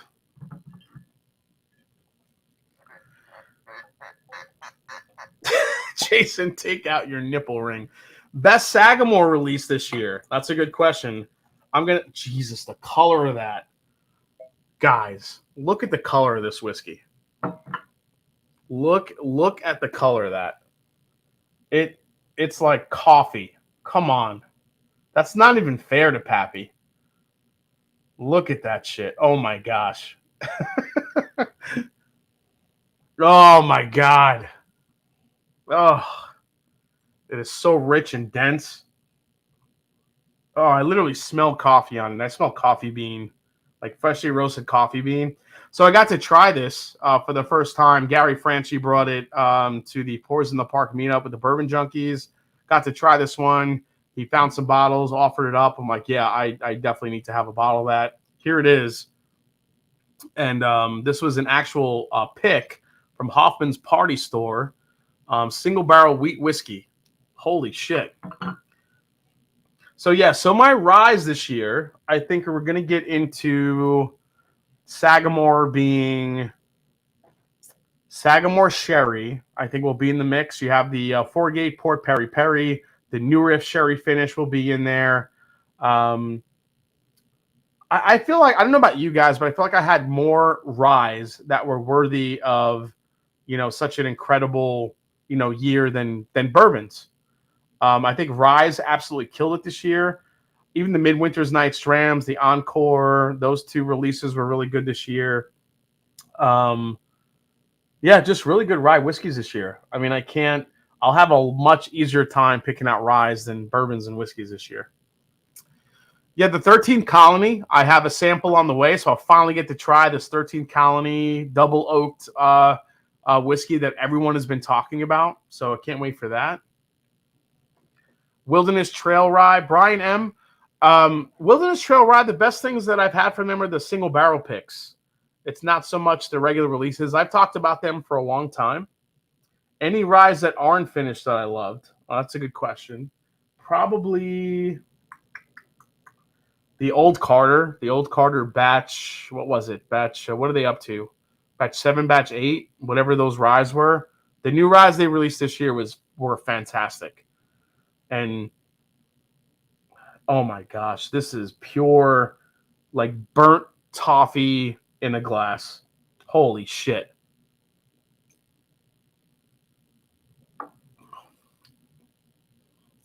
Oh my God. The only downside to that whiskey, and it might be the proof, it gets a little like Robitussin cough syrupy on the back end of it. But on the front, it is just coffee, dark fruit, viscosity, flavor. That's insane. I would tell everyone to check out what New Holland is doing. Any ryes that aren't finish? Let's see here. If I could think of some ryes that I tried that aren't finished that I really liked. The Smoke Wagon experimental ryes that I had were fucking unbelievable. Those are not finished. What else? What else? What else? Yeah, I was big on the ryes this year. I mean, even if you look at the Brew Ryes this year that were released, the Wild Turkey Unforgotten, I don't even know what category to put that in. Is it a rye? Is it a bourbon? Is it just a whiskey? I think it's just a whiskey, but that'll probably make my top 10 this year. I was super happy. For those of you out there that had the Master's Keep this year, the Unforgotten, where does that rank with you with the other Master's Keeps when you compare? I'm just curious.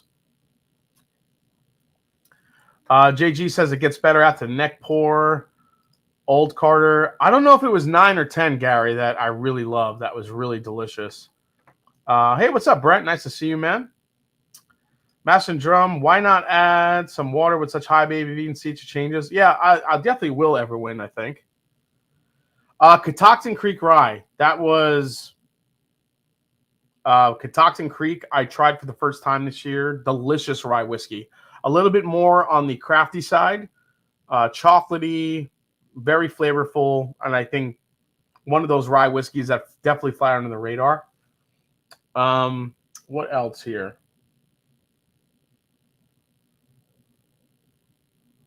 Oh my God. The Hard Truth Sweet Mash Rye, which I just reviewed yesterday. For a 3 to 4 year old product, that's one of the most impressive ryes I've ever had. Incredible rye whiskey. Oh my gosh. The Unforgotten is dead last for me, ignoring last year's one. Just didn't do it for me. Good, but dull. Damn. You thought the Unforgotten was dull? Interesting. Yeah, I probably don't agree with that. I thought the spice on it was incredible. I loved it from front to back. 48 Kelvin 4 is going to end up in the running for my best of the year for sure. The Pursuit United Rye was delicious. Definitely a very good rye. I would probably put that in my top 10.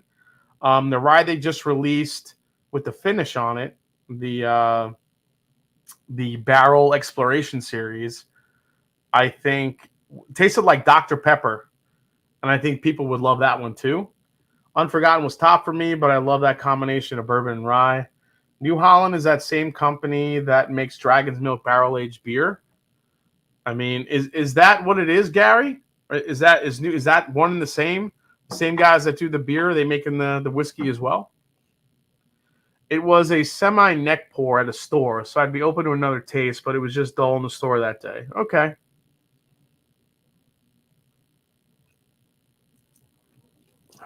Fuck, that's good. Yeah, that cough medicine flavor is going away now. Now it's just all flavor. It is coffee. It is Luxardo cherry. Oh my gosh. This is ridiculous. You know what? If this wasn't a pick, I mean, this could be in the running for whiskey of the year. It's that good. I mean, I have the Coy Hill right here, which came out to 153.2 proof. I don't know if it really even goes close to that, but let me get rid of that here. Let me go back to this Larceny C922 now that it's opened up a bit.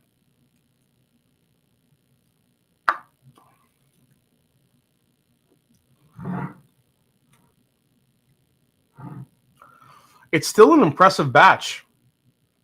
I gotta say, I think I agree with some of the sentiments out there of how good the Larceny C922 is.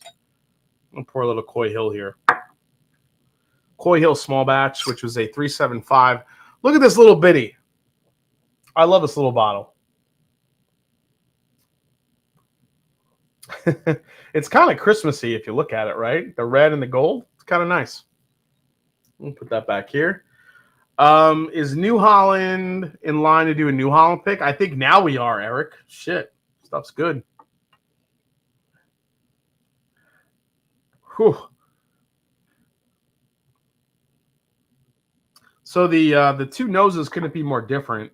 The Jack Daniel's Coy Hill, you definitely get a lot of the Jack Daniel, the Bananas Foster in the glass. Whereas the New Holland just tastes like cherry cola extract in the glass to me. That's crazy. There goes Pappy 15 into a dump cup. Yeah, Pappy 15's out. Not even close. Oh, God. Careful, Jason. That's a lot of proof. Do we need to get a Discord to walk you through standing up after this? No. I actually feel fine. I'm a professional. Although I don't know how Fred does it. Fred Minnick last night whipped through about 50 or 60 whiskeys, writing down the ratings for it, tasting them. I think he spits them out. I mean, it was crazy.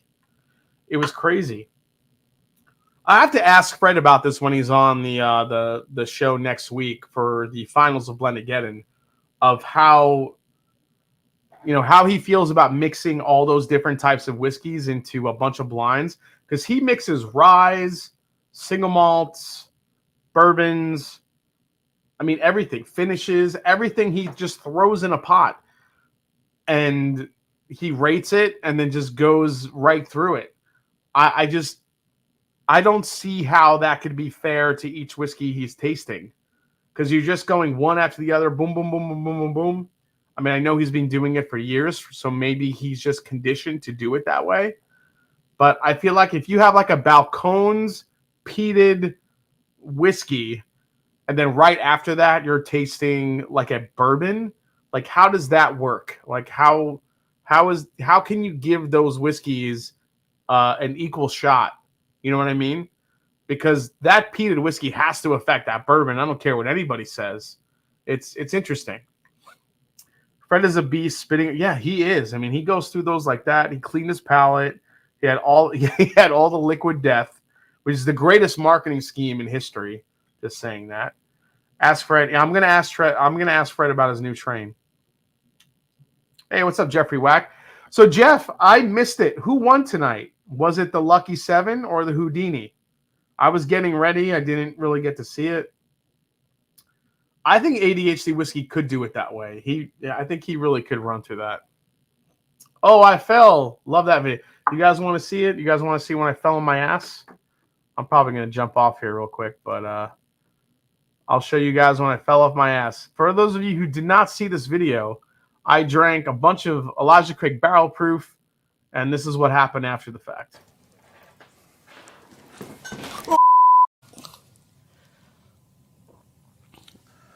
I fell.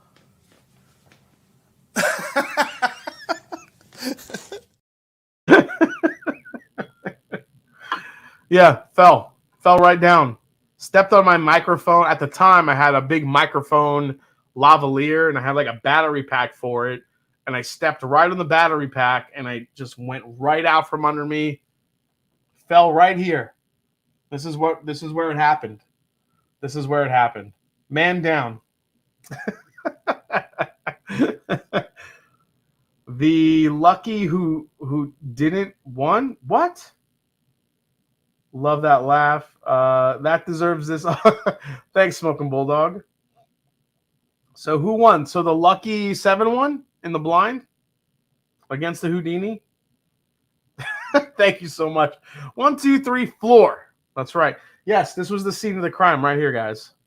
Literally, I was like getting ready to get up, and my left foot stepped on the battery pack.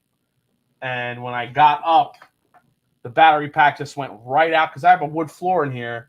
Went right down, and boom!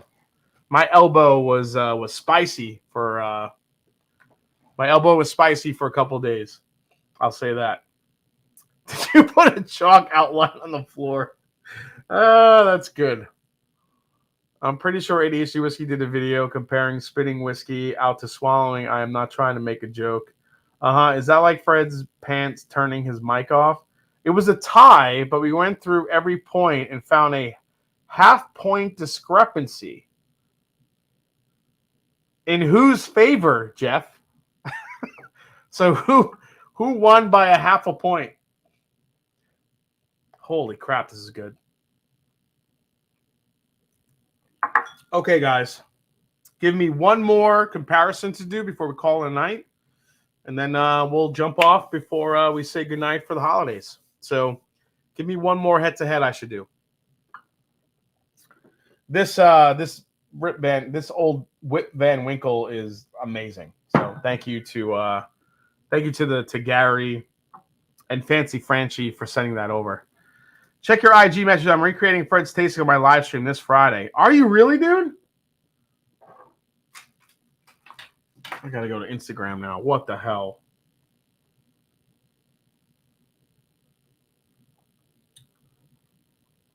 Oh my gosh, he's doing it. ADHD Whiskey is gonna recreate 80. Oh my gosh, guys! Friday is must-see TV. ADHD Whiskey's doing it. Yes, I love you so much. I don't know who won. Oh, Houdini took it. Didn't Mash and Drum, Hardin's Creek versus Tote Beam, 15 years. Okay. Hardin's versus Tote versus Russell's 13. I kind of like that. I'm trying to... God, it's been so long since I revisited a Tote of the 15-year. What were some of the brands that had that 15-year Tote whiskey in it? Just spit it out in the chat because I can't remember right now. Because I have to find it now. Who had that Tote whiskey? I will get the Hardin's Creek. I don't have it. It's not too far away. So let me grab the Hardin's Creek.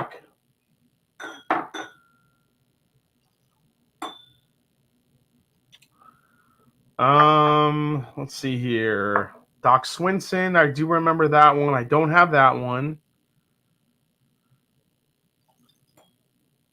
Prideful Goats. Yeah, Doc Swinson. Shit, I know I have one of them. I just can't remember which one. I know I have like a few of them. I just can't remember which ones they are. Old Soul, Hunt and Gather. Damn it. Which one do I have that has that shit in it? That's like readily available to me right now. The Chicken Cock 15. Do I have that one? I don't think I have that Chicken Cock. You know why? Because the Chicken Cock was $250 and it was more expensive than any of the other ones that were out there, which is just stupid.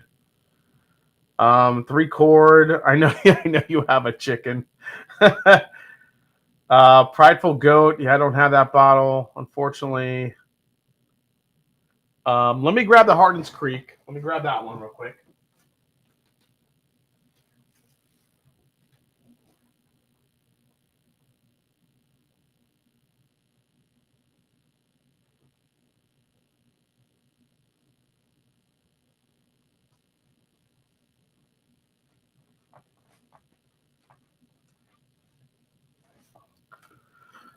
All right, here's the Hardin's Creek.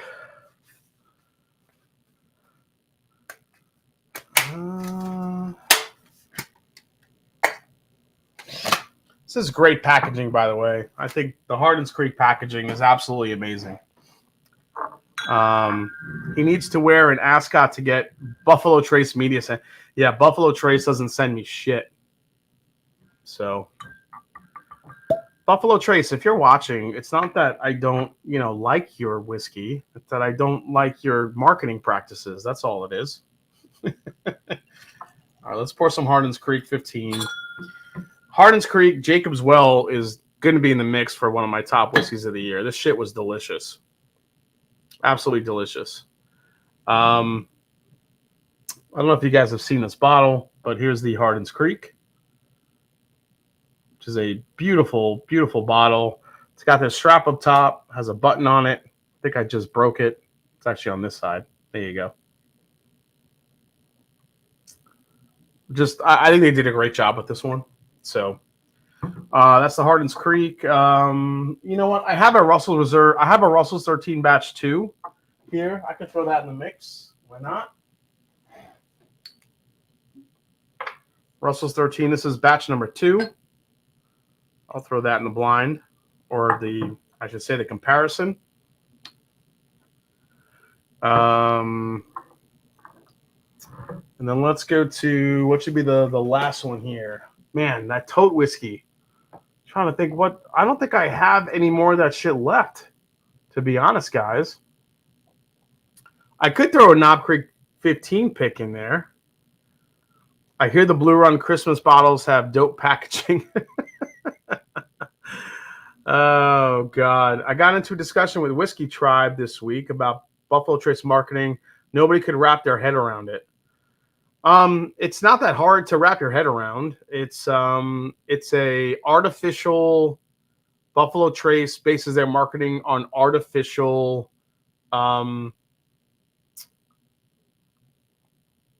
what's the word? Artificial scarcity. And that's what it is. Artificial scarcity. They have the whiskey, but I really do feel like they hold shit back. They make it artificial for people to think that it's super rare. You can't get it. But maybe there's a part of it nowadays that once it hits the market, people buy it up so fast that you can't get it. So I think that's really kind of it's artificial demand, basically. Because I think they have enough volume to definitely fill up stores and do everything they can to make sure that everybody can get a bottle. But I think they choose not to, unfortunately. So we'll just stick with these two. I can't even remember what I have when it comes to those tote whiskeys. But we'll do Russell's 13 versus the Hardin's Creek. Hardin's Creek, this is a blend of high rye 15 and low rye 16, or vice versa. But two bourbons, high age. One's a high rye, one's a low rye. I just can't remember which one's a 15, which one's a 16. Then you have the Russell's 13. This is batch 2, which is a 13 year with some high age stuff going up to 18, 19 year. So see what we got. I would blind this, guys, but the Russell's, the Wild Turkey profile is just so familiar to me. I feel like I could, be able to pick it out. But if you watch my history on Matt Madness, I could not pick it out.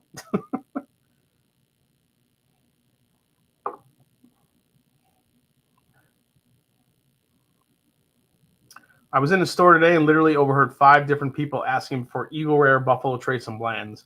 That's all people do nowadays. That's all people do. I still see it on lines. Oh, do you have Buffalo Trace? You have Blanton's? It's amazing to me how the marketing around those bottles still overtake drinkers new and even old. So, you know what? I like the nose and the Hardin's Creek better. This has that turkey funk to it. The Hardin's Creek, oh my gosh. There's a level of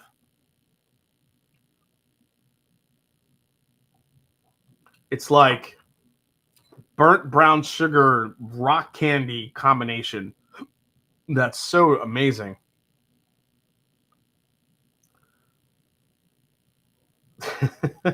I was putting in a request for ECBP at my local store. Let me go here. Oh, what's up, Richie Z? That MM is a stupid game. The MM. MM?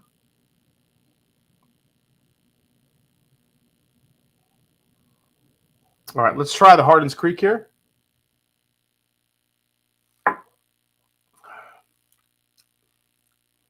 Yeah, Jeffrey Wack, I would agree. I don't think it's all marketing. I think when people have Buffalo Trace, they have Blanton's, they have Eagle Rare. It's a very, very approachable, sweet flavor profile that people gear towards. And if you got to think of it like this, you have people on the outside that are seeing how popular bourbon and whiskey is in today's times, today's market. They want to be a part of that. So what's the easiest way to get into that is to find Buffalo Trace. Why? Because it's a great introductory whiskey, bourbon, whatever you want to call it. Super sweet. Not really a long finish on any of them until you get to the higher end variances of it. And I think that's what kind of guides people towards that brand. It's super, super easy to sip. All right, let's go to Russell's 13.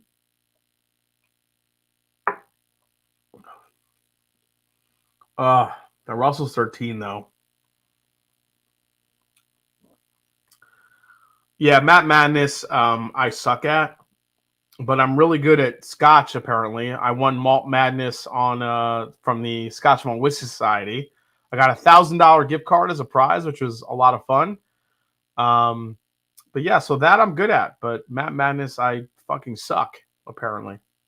So 100% Michael S. Let's see here. Used to be able to find Buffalo Trace Florida Ceiling a year or so ago. Yep, Weller and Yellowstone, Blanton's and John Wick. Yep. Everyone says DeBeers has a monopoly on diamonds, and De Beers has a monopoly on diamonds, and they withhold certain cuts to drive up false rarity. Diamonds really are not that rare. True monopoly seems like Buffalo Trace is following suit. Yep. Wonder when Eagle Rare is going to be on a Netflix show. Having my first 101 bottle, I gotta say this is pretty much sweeter than Buffalo Trace with less finish. Are you talking about Wild Turkey 101, Dustin? Because if it's a modern Wild Turkey 101, I would agree. Modern Wild Turkey 101, the new bottle, the new design. This one. This bottle right here has gotten sweeter. It's gotten sweeter. It's gotten less spicy. And it's gotten, for me, not as good as some of the older bottles of Wild Turkey 101. And I don't know if it's, the blend they're using, the barrels they're using, if they're going for a softer type of flavor profile. But yeah, I would agree with you.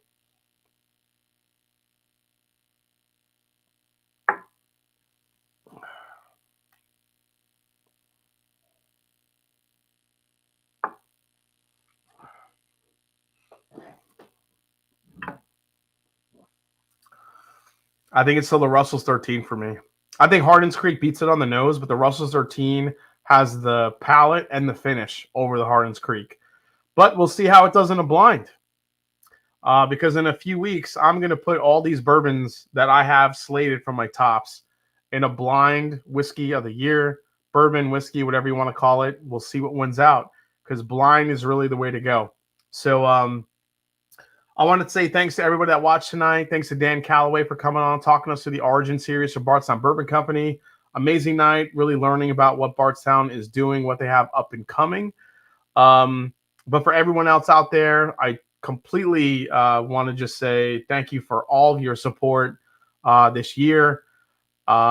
Next week, again, Blendageddon Finals, right before the new year. Going to close out the year with a bang. St. Jude fundraiser, amazing bottles available.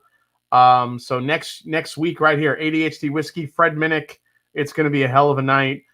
We have 4 different blends that we're going to be judging to see who's going to win Blendageddon champion of Blendageddon 5 champion of 2022. If I don't see you guys or talk to you guys beforehand, have an extremely safe, happy holiday, Merry Christmas.